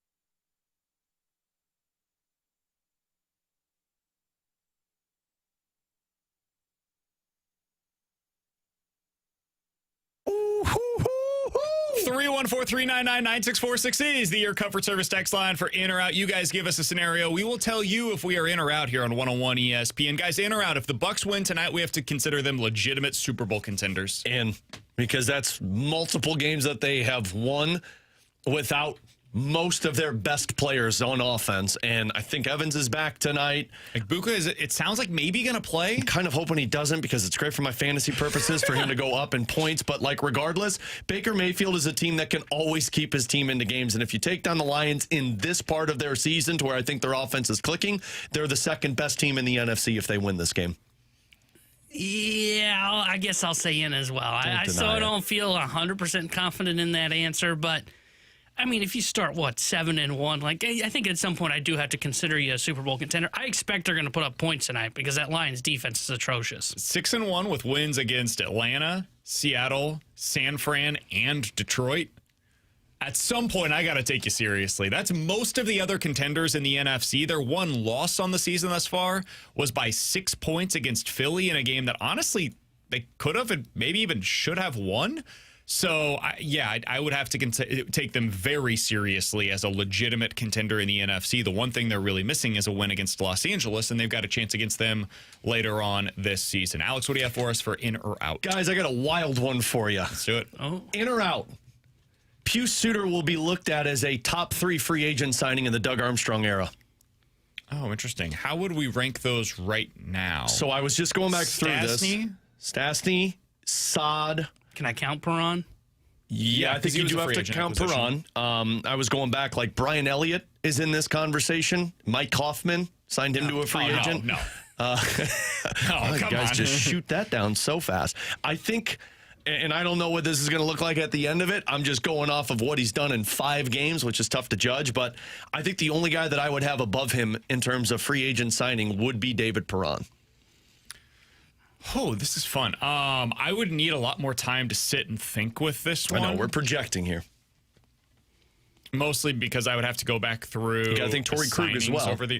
No, I don't. Whoa. I was just thinking, is there a defenseman on this list? But I think the answer is no. Torrey Krug would be the only one because the other guys, they traded for Scandella, they traded for Gunnarsson, Falk, Bouwmeester. Or trade, rather. They've traded for their defensemen. That's it. He mostly makes trades and then keeps guys. His model is basically what the Cardinals model was, where they trade for them with a year remaining and then they extend them while they're here. Paul Stastny and Torrey Krug were the 2 biggest free agents that he signed. Yeah, I would say right now, Stastny, unless I'm forgetting somebody, Stastny and Perron would be your 2 best free agent signings. Maroon would be on that as well, because remember, he was a free agent that year. Yeah. I'll Brian say Elliott. In. I'll say in. I think I would lean in as well. He's a good player. Yeah, and Suter's a really good player. He and Jimmy Snuggerud are building some chemistry right now, and Booch looked really good in that game too. I think there's a chance, and you want to talk about saying something wild through 5 games. 40 goals for Pius Suter? No, I'm not that crazy. I think there's a chance he's here beyond 2 years. I could see where this was a 2-year kind of, hey, prove it deal for Pius Suter, and then you see him and go, man, this guy could be our 2nd line or 3rd line center for the next, 4 years. Why not keep him around? And if that's the case, then he would end up being top 3. So I would say in on this. Somebody on the text line brought up Tyler Bozak as well. That's kind of the expectation that I had coming in on what you were going to get out of Pius Suter. I think Pius Suter is a better player. Yeah, I actually think Pius Suter could put up more goals and points than Tyler Bozak, and that's not anything against Bozak. Bozak was just a 3rd line center for you. Pius might be getting top 6 minutes. Guys, in or out? Doesn't matter who ends up winning tonight's Game 7 in the ALCS. The Dodgers will win the World Series in 5 games or fewer. In. There's no beating them. Unless an injury happens to the pitching staff, there's no beating them.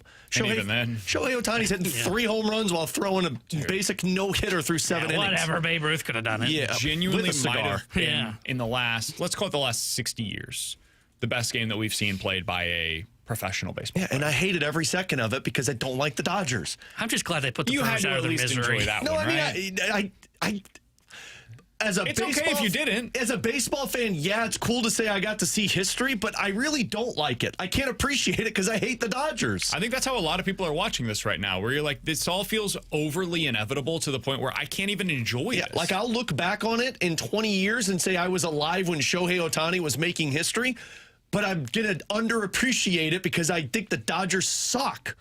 Not in an athletic way. They're awesome, but they suck in general. I don't know that he really falls into this, mostly because I feel like he's not out there and as outspoken as this player was. He just feels like the Kevin Durant added to the Warriors, doesn't he? No doubt. Like, come on, you guys had Mookie, you had Freddie. Did you really need a guy that could go 6 innings, strike out 10, and hit 3 bombs? Like, come on. The funny thing is, funny. I'm in, by the way. The other thing here is they're probably going to sign Kyle Tucker. Probably. It makes all the sense in the world. And they're going to get Tarek Skubal, too. They're going to trade for Freddie Peralta probably this offseason.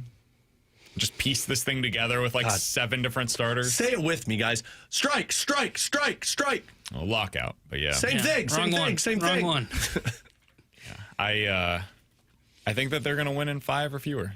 I think the Dodgers, I thought they were not a very good team most of the season. And then we get to the playoffs and turned out, they were everybody healthy. that thought they could flip the switch, they did. They were correct. I think the only team, who would you give a better chance to beat the Dodgers?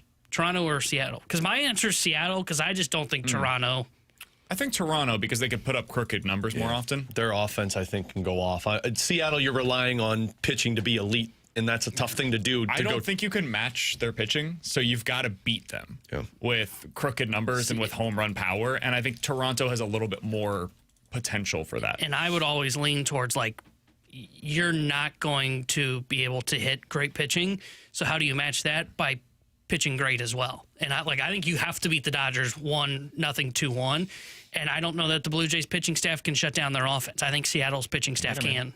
314-399-9646 is the Air Comfort Service text line. For in or out, you guys give us a scenario. We will tell you if we are in or out here on BK and Ferrario.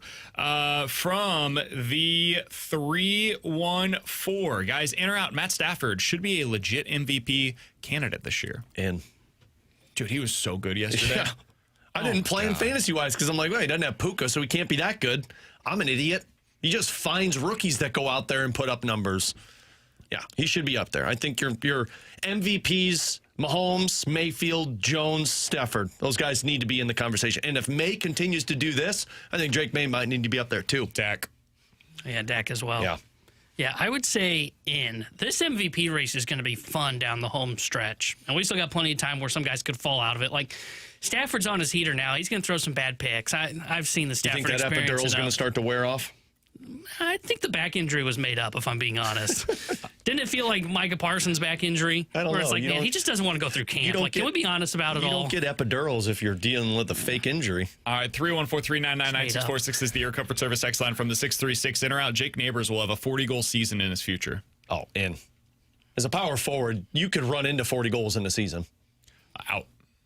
Yeah, I would lean out as well. Incredibly high threshold. I think as a power forward, you could have a year where the puck's just bouncing your way and it's just going your way. Especially if you're playing top line minutes. How many power forwards get to 40 goals? I mean, Hyman did it consecutive years. Now he's playing with the only guy you can name? No, I mean, Kachuk hit 40 goals. Yeah. He's a superstar, though. Not Matthew Keith. Oh. He should be in the Hall of Fame. He should be in the Hall of Fame. Yeah, so I don't know that Neighbors is a Hall of Famer. That's my fair. Creme de la creme take, I guess.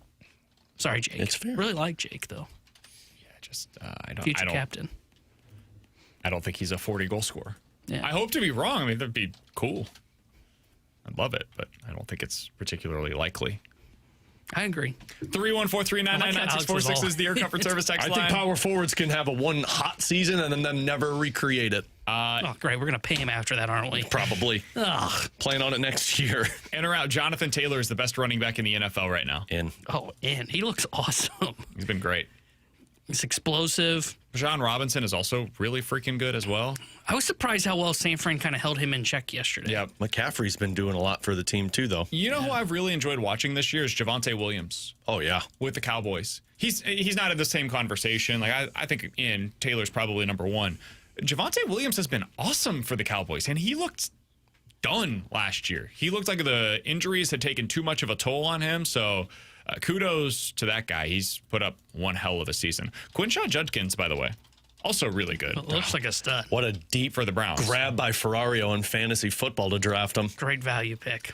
314-399-9646 is the Air Comfort Service X line. From the 618, in or out, the Patriots will win the division over the Buffalo Bills. I'm going to say out. As much as we don't believe in that defense for the Bills and it's bad, I still think Josh Allen makes your team better. I mean, Baker Mayfield makes their team better, so I think a quarterback can carry you to victories. Yeah, I'm going to say out as well. I do like the Patriots, and I think they will push them the rest of the way. I'm kind of with Alex, so I think at some point the Bills would kind of click everything into place, and I would rather have Josh Allen over Drake May. I'll watch out for the Pats this weekend. Patriots at home against the Cleveland Browns. They had a really emotional win last week against the Tennessee Titans on the road for Mike Vrabel. I could see a letdown performance coming for them against this Cleveland Browns team, which is very good on the ground, as we just mentioned with Quinshon Judkins. And that defense is legit. Cleveland is one of those teams that they're kind of the Auburn of the NFL. They're not going to win a whole lot of games this year, but they're going to make you feel it whenever you go up against them and play them. So I could see maybe a little bit of a downer performance this week. I think Drake May is awesome. I've been saying that now for 2 years. That guy rocks. But the Bills are still going to win that division. It's Josh Allen. Come on. All right, coming up next, 314-399-9646 is the Air Comfort Service text line. We'll get into the junk drawer here on BK and Ferrario.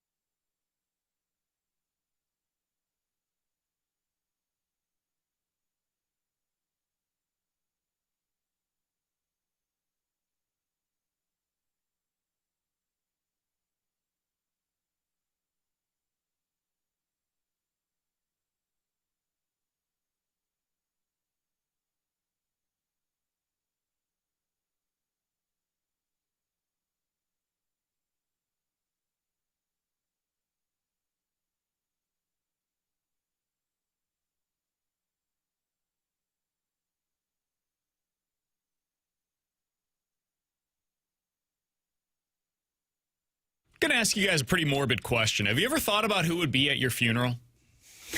That really is a morbid question, although that shouldn't surprise me with you. No, I haven't. You've never thought about who would actually go? No, because I don't know if I care. Oh, really? Yeah, I don't know if I should care. Wait, so is it cool if I skip then? Yeah. Okay. I mean, I'm dead, so I don't care. That's on you. That's not me. I don't know if I care about that.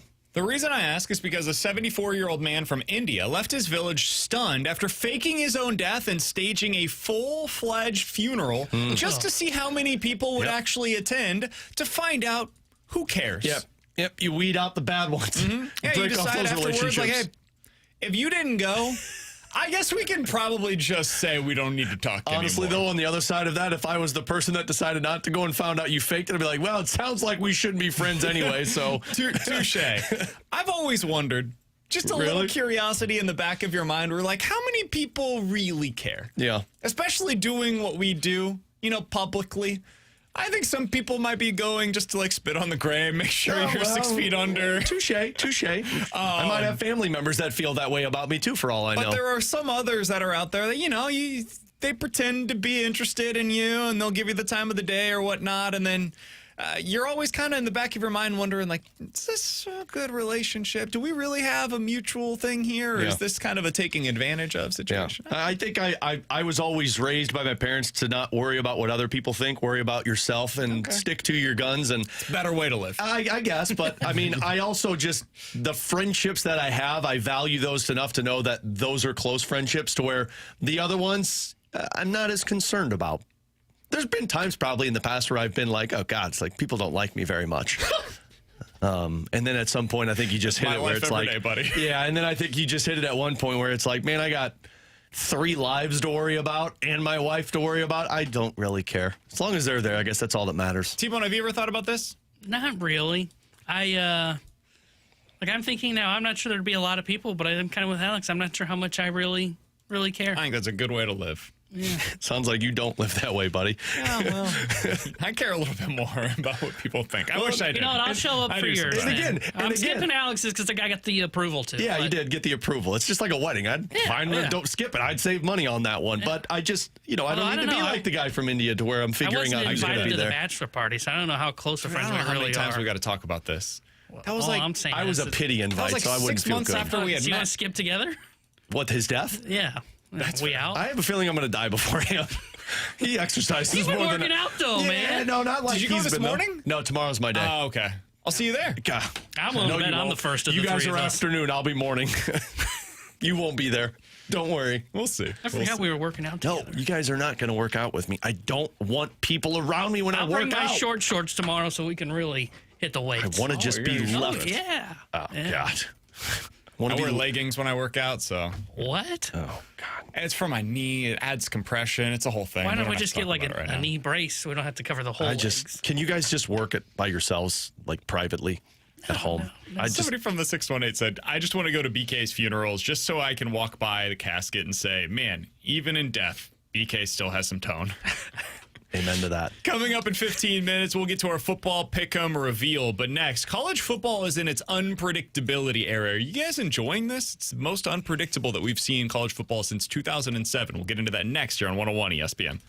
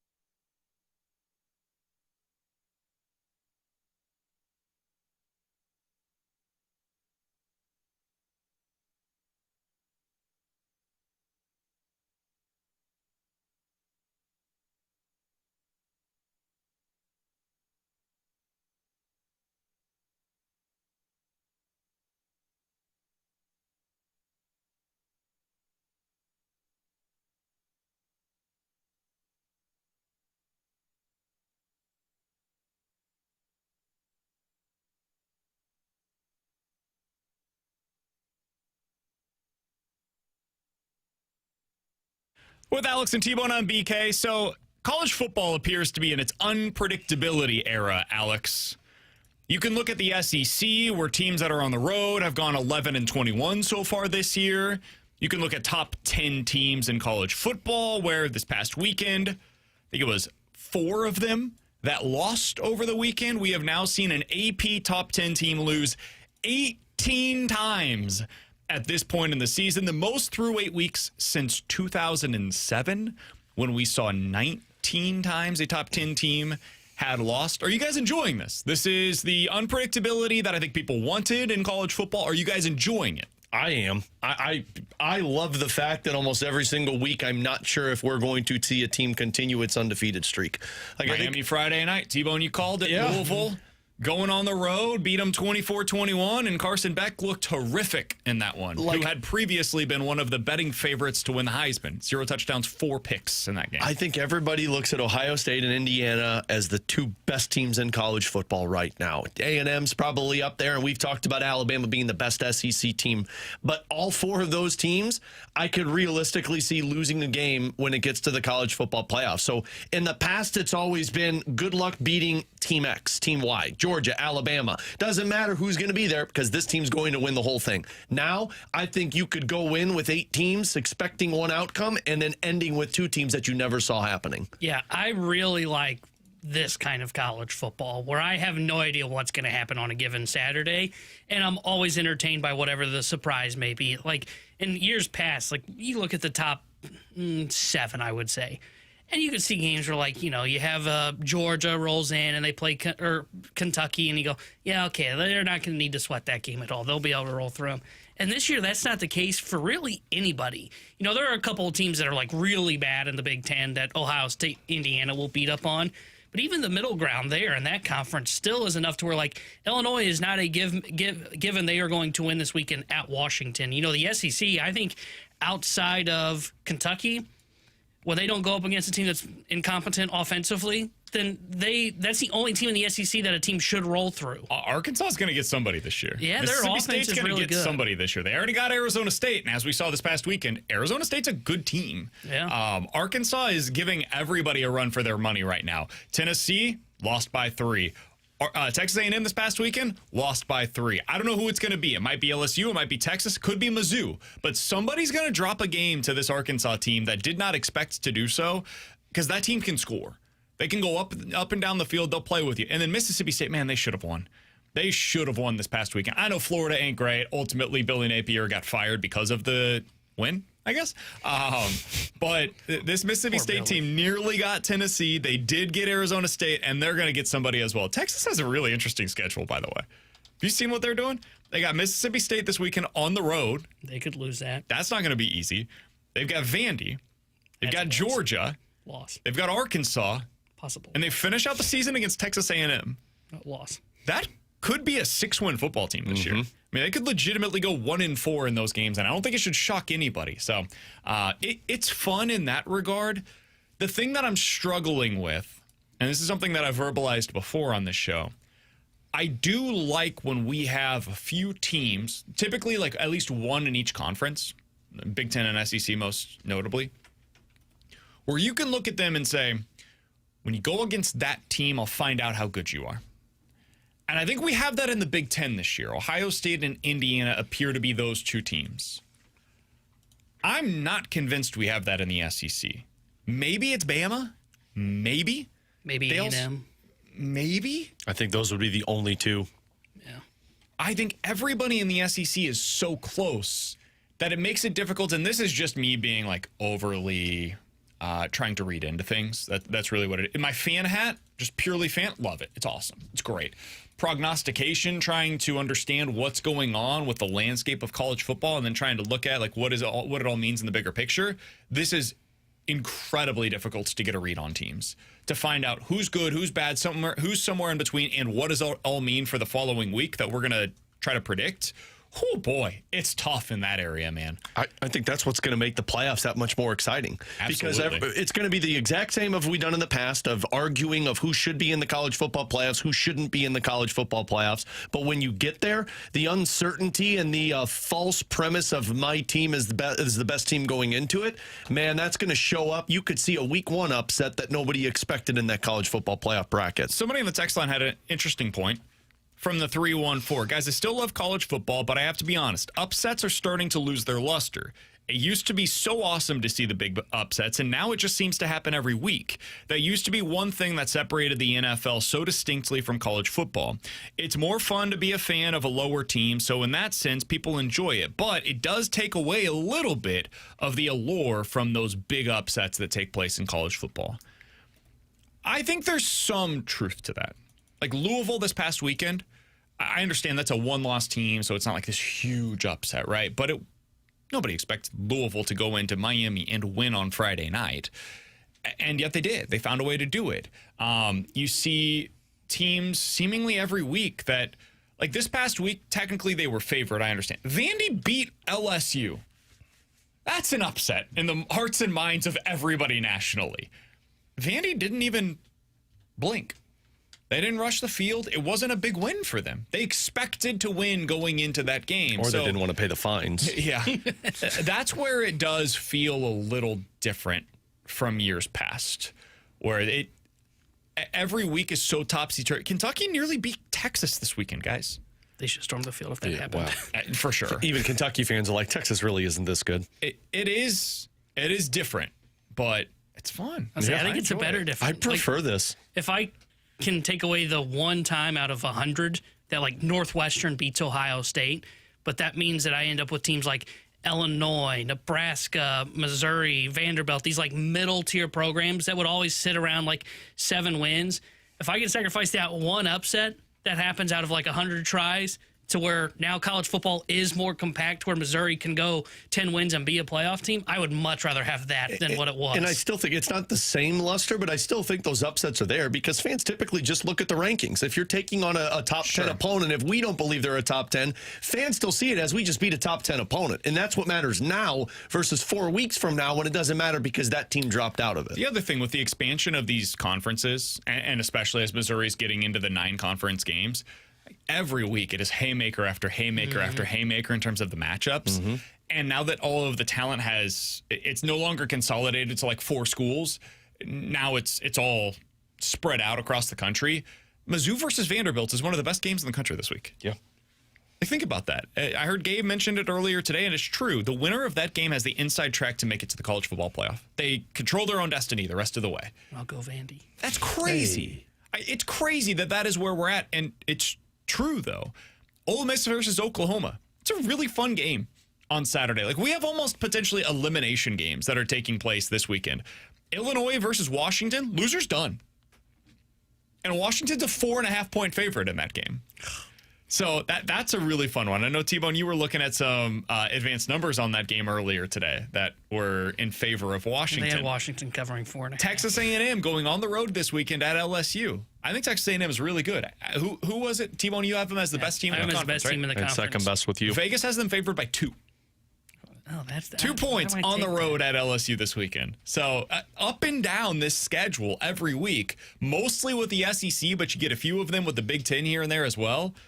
The number of quality games is almost exceeding the number of big-time games that we're getting from the NFL. Like yesterday's noon slate, that was a slop fest. Yeah. That sucked. You go to the college football slate, it seemed like every window had at least 2 games that were phenomenal between top 25 teams. That is what I enjoy about, A, the expansion of these conferences, even though it means, some unintended consequences, but B, the expansion of the college football playoff, because these games still matter for Vandy and Missouri. And in a previous version of the college football playoff, this game on Saturday means nothing.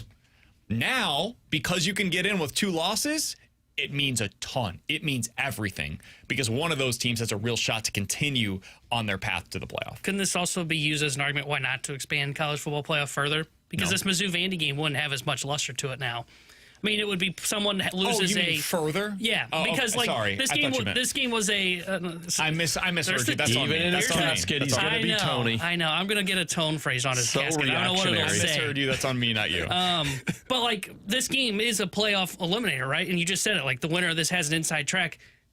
So like when we expand to 24, sure, a game later on in Mizzou's schedule will mean more. Sure. But Mizzou Vandy doesn't carry the same like, holy cow, this is a playoff game already. It'll just be, oh, it's 2 top 15 teams. Because the reason it matters so much for Mizzou, just as an example, looking at their schedule, if you win, you still have wiggle room to lose one of those games against A&M or Oklahoma. Yeah.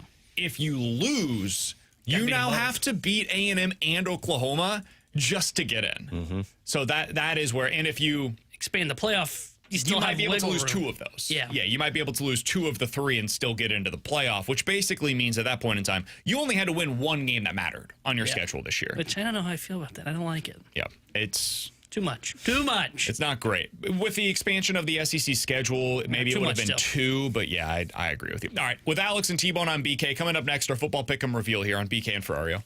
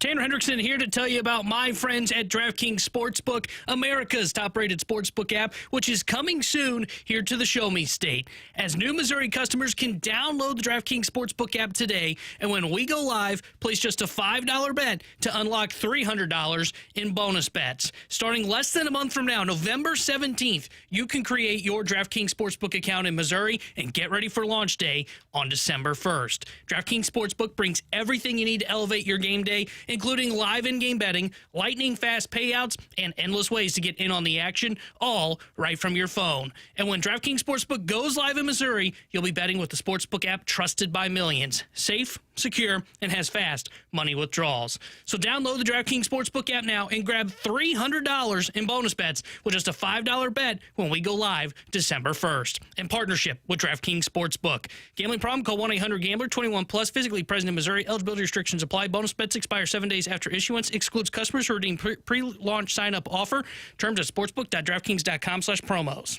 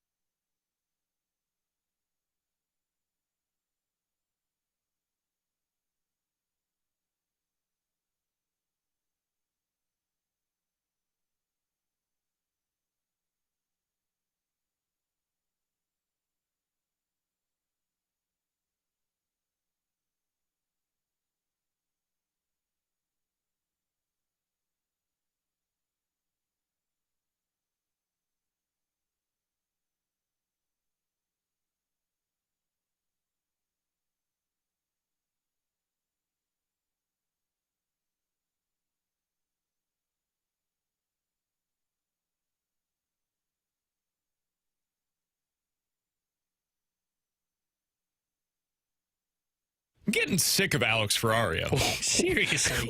Whoa, man. Every week, normally, just for those that are curious how we do this. No, I need an explanation here. I've been good, man. We decide what order we're going to go through to reveal these things to you, because some people don't listen to this where they remember every single one of our picks over the weekend. So it's truly a reveal. Maybe they should start remembering how things went. And so we try to, play up the intrigue, all of these different things. But every week with this bleeping guy, he was 3-0. So go ahead and get Alex's out of the way. So that's what we'll do. We'll go ahead and get Alex's out of the way. If you're new to this, the way that we do it, every Friday we pick 3 games against the spread. The only real rules here are twofold. One, has to be played prior to Monday morning, so no Monday night football games for us. And 2, it's got to be against the spread. No props, no point totals, anything like that. Very simple rules, college or NFL slate. Alex always goes to the NFL slate. He always wins his game. Here's his 1-point play. I'm taking the Patriots -7. Now, they're on the road. They're in Tennessee. And, the whole Titans maybe get this coaching bump now that they fired the guy and they bring a new one in. I don't know if they can have a bump because their offense has just been bad. And good luck finding a way to stop Drake May. Ward lost the football. Scooped up by Chason. And it's a touchdown.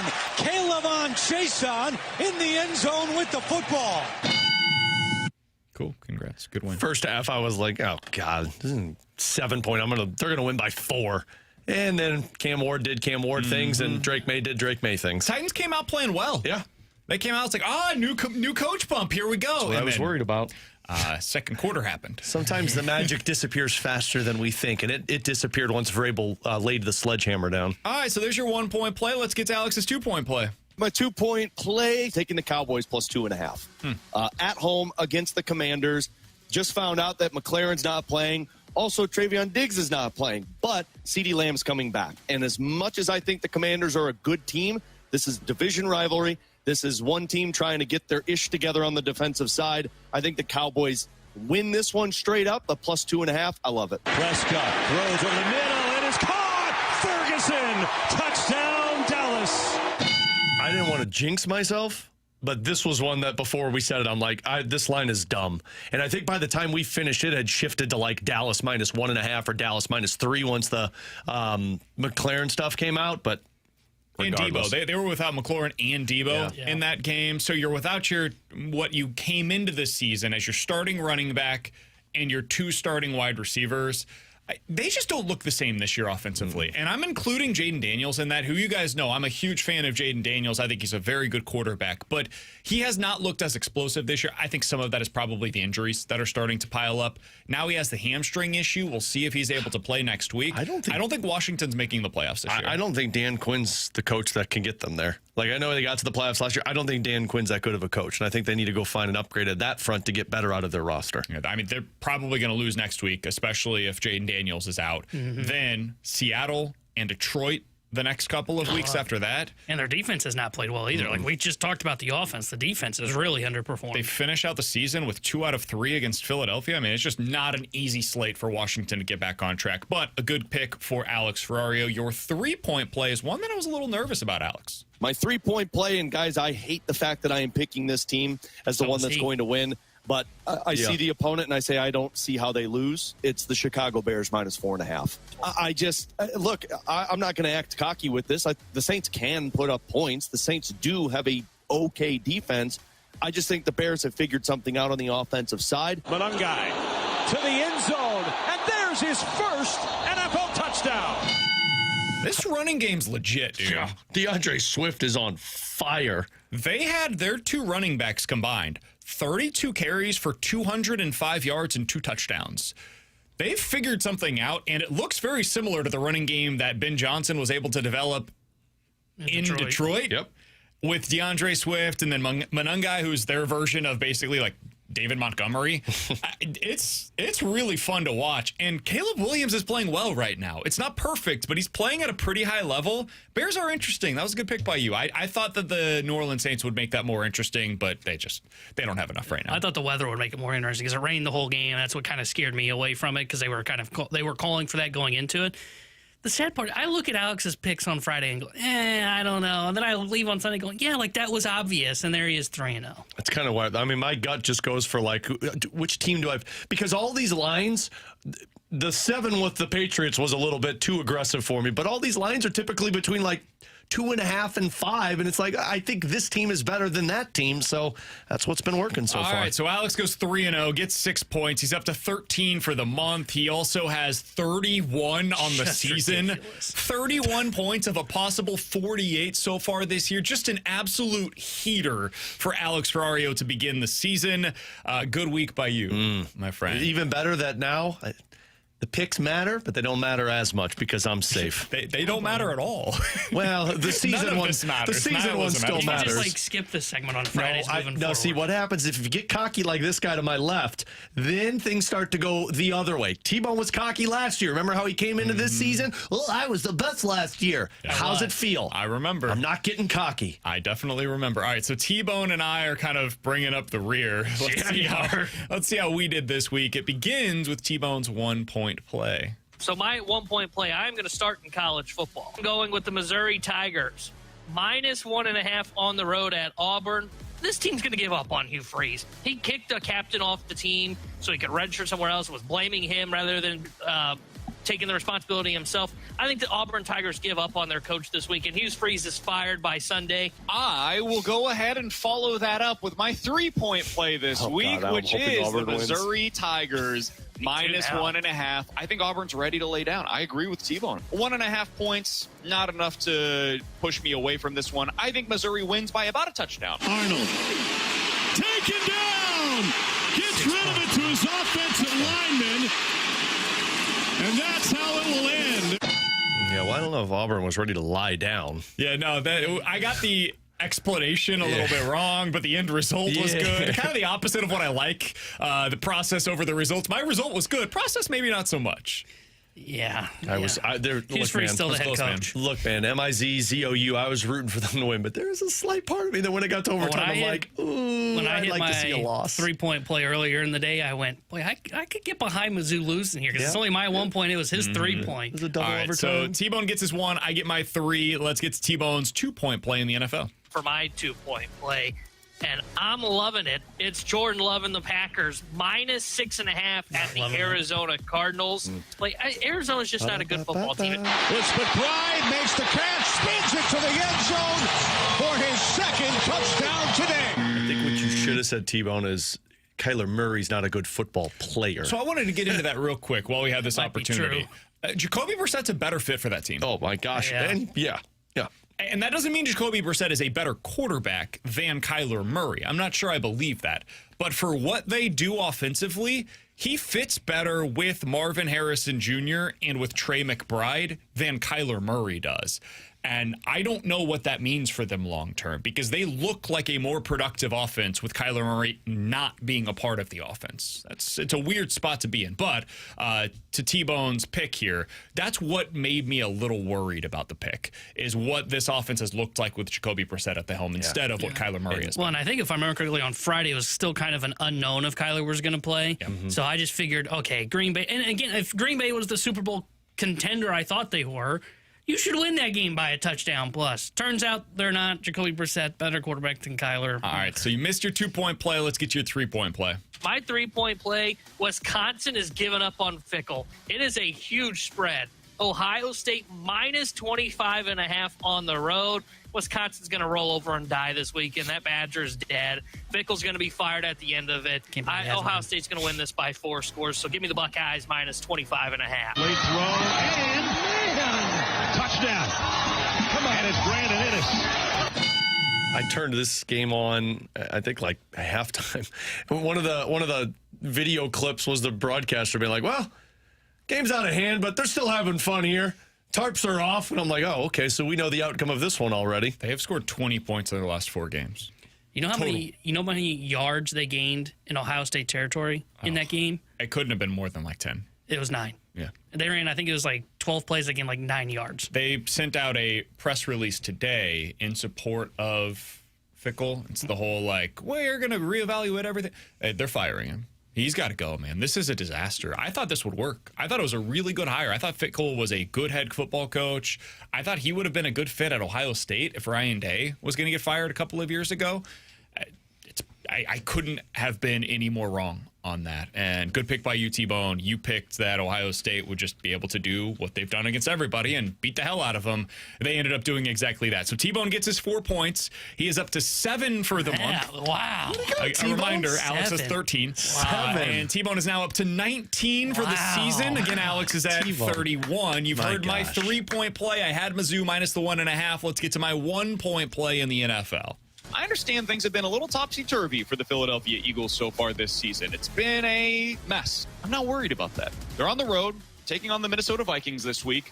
I just think they're flat out the better team. And if Minnesota's potentially going to be starting Carson Wentz, how's Carson Wentz going to play against that Philadelphia Eagles defense? I would say not particularly well. So I've got the Eagles minus the 1.5 points. 5 on the pressure. Hurts throws down the seam. A.J. Brown touchdown. His second of the day. This is the best passing performance we've seen from Jalen Hurts in a really long time. All right, let's be real. I got lucky on this one. Yeah, you did. TJ Hawkinson caught that ball. Yeah. Should have been a touchdown. And I think that the Vikings in that scenario would have covered. So I've got to count my lucky stars. I lucked out on that one. I get my 1-point play, so I'm up to 4. Maybe this is turning around for you, man. Yeah. Now, early on, all your weird plays that did not go your way. Yeah, that one worked out all right for me. Let's get to my 2-point play. I'm going to do one in the college football side of things that is sure to come back to haunt me. However, I think USC's pretty good this year. I think that offense is really good this year.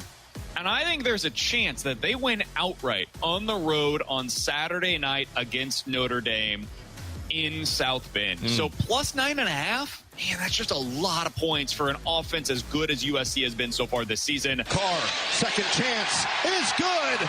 Touchdown, Notre Dame. I mean, to be fair, you did put it out there on the front that it was going to bite you. Yeah. Then you leaned into it, and you're like, I can't USC believe can you cover trusted this. a Lincoln Riley defense. This is their last 4 drives offensively. Interception, fumble, turnover on downs, interception. That sounds like a BKO. And it took Notre Dame forever to finally cover. They had 24 points with 4 minutes to go in the third quarter, and they finished with 24 points. That's tough. I think they really did have an opportunity to win this game. And they peed right down their leg. It was a classic Lincoln Riley opportunity to do something interesting, especially on the road, and then he just couldn't find a way to do so. So I knew this was going to come back to bite me. It apparently went up to 10.5. The point spread did by Saturday morning. In that scenario, it would have been able to cover. But I thought with them having the ball, just garbage time in that last drive, I was like, here we go. They're going to kick a field goal. It's going to mean absolutely nothing because they will not recover the onside, but it'll be 34-27. I get the backdoor cover. All is well. We're looking good here. They had the ball, I don't know, at the 35-yard line or something, and then find a way to screw it up by throwing the interception. So, yeah. That's how it's all right, buddy. You did a great job. You tried. Yeah, 4 points. I get 4 points. Not a terrible opportunity. Not a terrible week for you, boy. Look at you guys go. You're 4 points neck for me. and neck. 4 points for T-Bone. He is up to gain no ground. He's up to 7 on the month. I'm up to 6 on the month. We're tied in our tiebreaker as well. 19 overall for the year for T-Bone. 18 overall on the year for me. Woo, boy, it's close. All I'm saying is I just hope I continue this because, man, I'd love to purchase whatever our final punishment is for a sneak preview of what people might see. It's gonna be tough. All right, so that's what we've got. That is our updated edition of the football pick'em. I, by the way, had a great week in the Fast Lanes pick'em challenge. Did you? So nothing in the rear end today. Completely safe on their side of things. I believe we need the Texans tonight.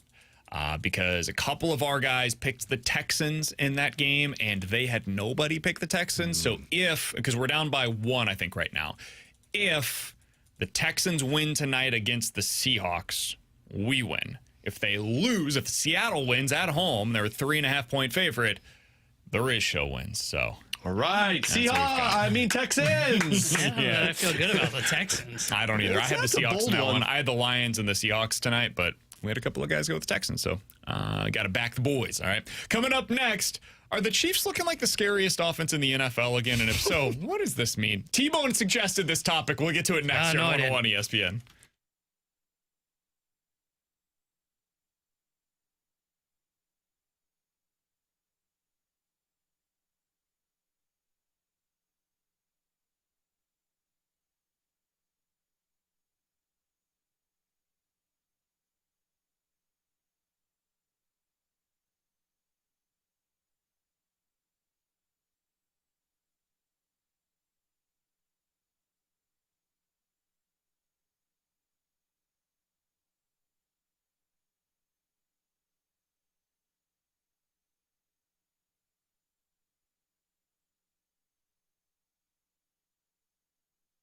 Ted Drew's famous frozen custard. I know what you're thinking. I just said Ted Drew's, and you're like, Alex, it's 40 degrees this morning when I woke up. But listen, Ted Drew's famous frozen custard, it's good no matter the type of weather, specifically this fall time of the year where you get this nice weather to sit outside in a sweater with and just get that vanilla custard, whatever type of custard you're looking for, and enjoy the time with family and friends. This is the tailgate season where you're sitting in the back of your van in a parking lot and just talking it up with your friends and family. And the St. Louis tradition that has been around since 1929, it's the perfect place for you to do that. It's off of Chippewa, open daily. 4 generations of families have been running this business built on quality, service, and a love for St. Louis. So while you're out there, mix and match the flavors. They've got specialty options if you want to get the fall great pumpkin. It's a delicious slice of pumpkin pie mixed in Ted's original vanilla custard, topped with whipped cream, or you want the blue note, maybe the turtle. That's my wife's favorite. All of those options are already set up for you at Ted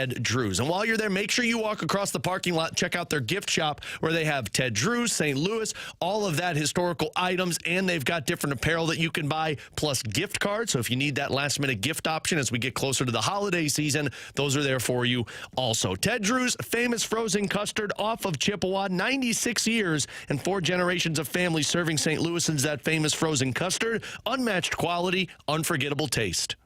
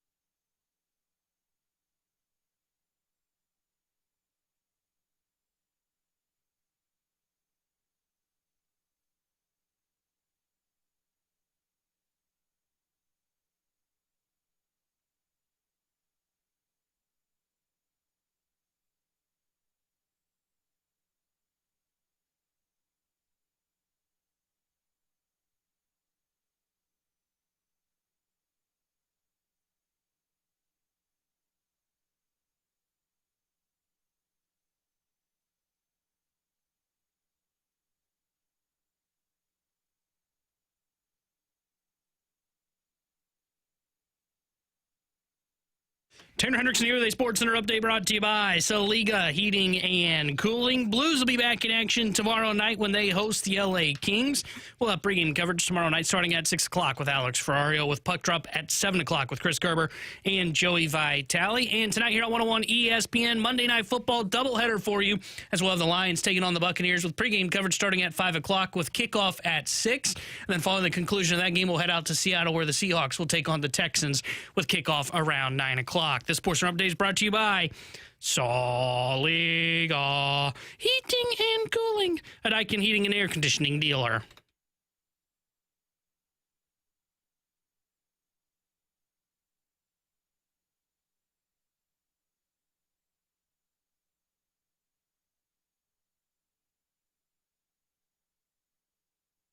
Chiefs looked pretty good yesterday, 31-0. The first regular season shutout victory in Andy Reid's career, which seems impossible. He's had some really good teams. That can't be true. Never once has he had a team shut out an opponent during a regular season game, so kudos to him. The Chiefs finished the day yesterday with more first downs. This also seems impossible. The same number of first downs as the Las Vegas Raiders had total plays. Chiefs had 30 first downs. The Raiders had 30 total plays. I feel bad for Pete. The Raiders were 0 for 7 on third down, finished with 3 first downs on the day. Alex, are the Chiefs back to being the most threatening offense and the most terrifying team in the NFL? Yeah, they are. Okay. And if you... glad you guys said it. Yeah, if you don't like that narrative, well, sorry, because they got Rashee Rice back. And they kept their head above water, but you just got Patrick Mahomes' favorite receiver back. And that dude just finds a way to always be open. So I still think there's questions on their defense. I'm not looking at a shutout against the Raiders as, oh, they're fixed. That's a bad Raiders team and a really bad Raiders team. I think that's their flaw. But even if that's their flaw, they have the most dangerous offense right now in the AFC. And I'm saying that with other superstars like Jamar Chase around, nobody's going to be able to hold that offense down with all the options that they have. It's so annoying because, yeah, they are. They are the best offense in the AFC, if not maybe the NFL. They're top 5 at least in the NFL. Like, it's insane. And Mahomes is playing unbelievable. Travis Kelce, who I thought last year you could really tell took a significant step back. I'm not saying he's back to peak Travis Kelce, but he looks better than what he was last year. So they are back. They should be viewed, even if they don't end up with the 1 seed, because I think it is possible. We talked about it earlier. I think it's possible Colts end up with the 1. They should be viewed as the best team and the favorite to win the AFC, because when you get to the playoffs, Mahomes is only going to play better. I agree the defense is a question mark. I'll give Spags the benefit of a doubt that he'll fix this over the next, whatever it is, 10-plus weeks. Especially in the playoffs. Yeah, they're going to be fine. Like, they, to me, feel like they're going to be a bulldozer through the AFC. Like, they're just going to get in. Oh, okay, they're the 2 seed. Sure, they got to go to Indy on the road in the championship game. Don't care. They're going to bulldoze through this AFC. Their first test will be the Super Bowl. I don't know how they lose. I'm with you. That's why I'm not so certain that the Colts take that number 1 seed. I think the Chiefs could still get it. Maybe. They've got Washington next week. It's possible Jaden Daniels misses that game, and if he does, come on, let's be real. The next week they're on the road at Buffalo heading into the bye. That's a huge game for both teams to potentially have the seeding. I mean, that could be, let's set aside the number 1 seed here for a second. Buffalo versus Kansas City are probably going to be battling for that 2 seed, where one of them will host the other in the divisional round, most likely, if neither of them are able to get to that 1. So that's a huge game for both of them. And then, like, Denver, Indy, huge game right there, head-to-head, potential tiebreaker opportunity. Dallas, Houston, LA. There's just a lot of opportunities here for wins down the stretch. The defense is solid. It reminds me a lot of that 2022 team where they had Juju. It was the first year without Tyreek Hill, and the offense was just an efficiency monster. They had Juju Smith-Schuster. At that point, Travis Kelce was still in his prime. That was one of the best seasons of his career. And then they brought in MVS. The running game was really solid. It was, I think, the first year of Isaiah Pacheco, if I remember correctly. Just a really good, solid, all-around offense. That's what this feels like. Kind of feels similar to last year's Bills as well, where there's no one guy that's overwhelmingly great, but there are so many options on any given play that you're like, I don't know how to handle this. And this is all happening while right now they're without their first-round pick at left tackle who has this family issue that he's dealing with right now over the last couple of weeks. They did this yesterday with their backup left tackle in there. That's the craziest part of it all. So they finally are healthy on the receiver side of things, and the offensive line now is the thing that's a little bit banged up. I mean, it's the running game that I'm still iffy on, but I mean, look, Pacheco looked awesome. Kareem Hunt is a number 2. Like, you have 2 guys that you can work with. I mean, you've got 5 different options that Patrick Mahomes can come up with in terms of the passing ability, and you're also adding in the fact the mobility and the agility that he has. So I just don't know how you're going to stop that offense. And you've got multiple options in the passing game, but like, let's be honest, they have what I don't know that the Bills had last year, and that is a like legitimate number 1 receiver in Rashee Rice. That's true. Because like I looked at the Bills and said, okay, like, yeah, he's finding a way to pass this, but like no one viewed like Coleman as Khalil Shakir was kind of the go-to guy, but Shakir is not as good as Rashee Rice. I think Matt Collins was there. Like those were all like really good 2s and 3s, and Josh Allen was like lifting them up to the next level.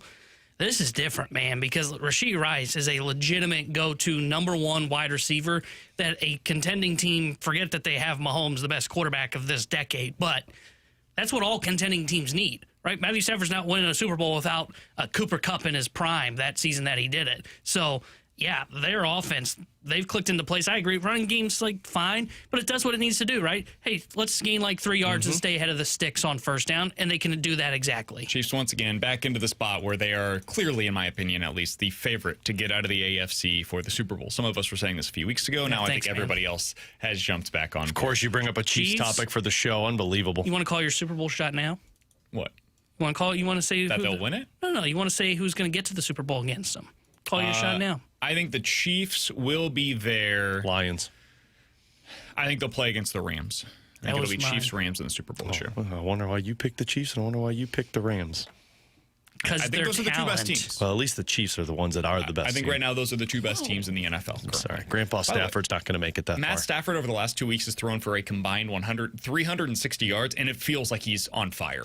I was shocked when I just saw these numbers. I was like, Matt Stafford threw for $180 this week? I think he's thrown 9 touchdowns. It's crazy. Or 8 touchdowns. And it's a little unfair when like he gets to the goal line now, and rather than making a play, he can just like throw a lollipop and go, Devontae, go get that. Yeah. 3 touchdowns on 5 catches for Devontae Adams, 35 yards in the game. Just a ridiculous Super Bowl now. offense. Yeah. Coming up next, we'll hit the rewind here on 101 ESPN.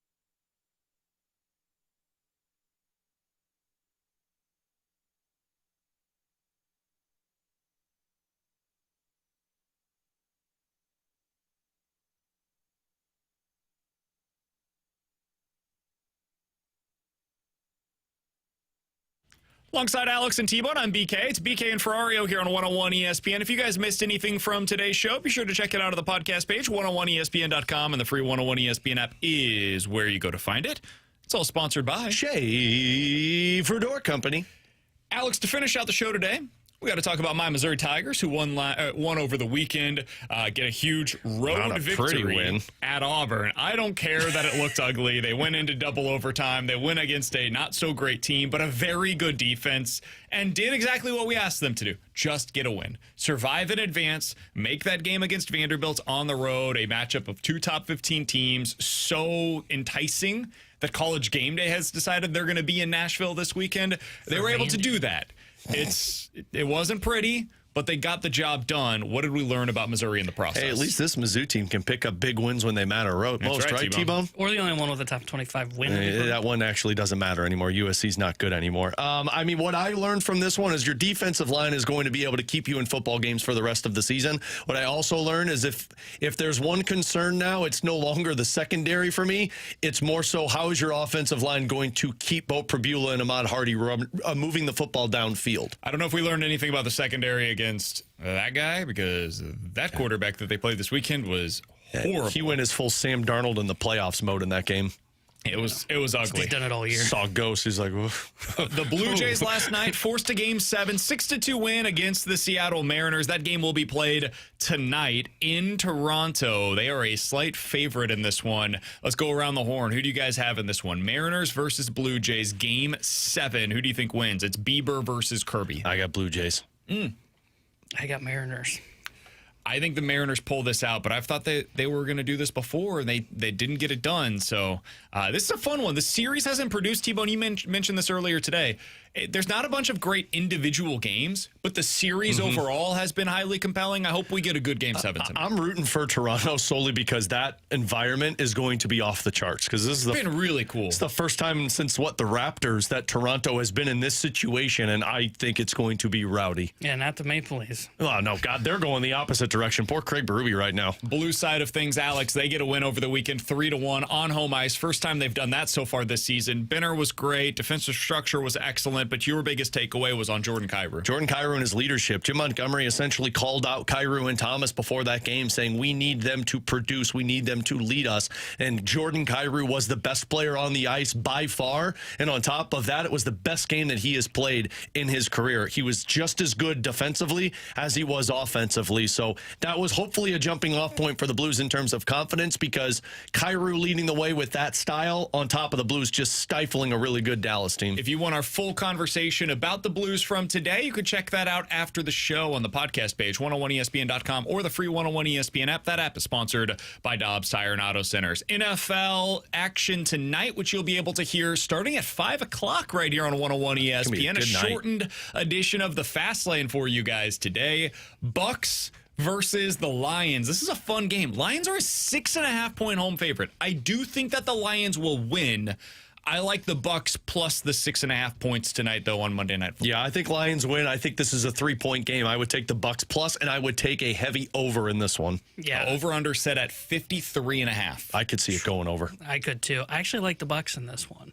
I think they win. I think they win in a shootout, because I just don't know if the Lions defense can get enough stops. I think the Bucks will stop them at least once. And then the late one, we've got another Monday Night Football doubleheader. You'll be able to hear both games right here on 101 ESPN. Texans on the road at the Seahawks. Big games for both teams to find out, all right, where do you guys stack up against one another? I really like the Seahawks. Home game, night game, tough place to play.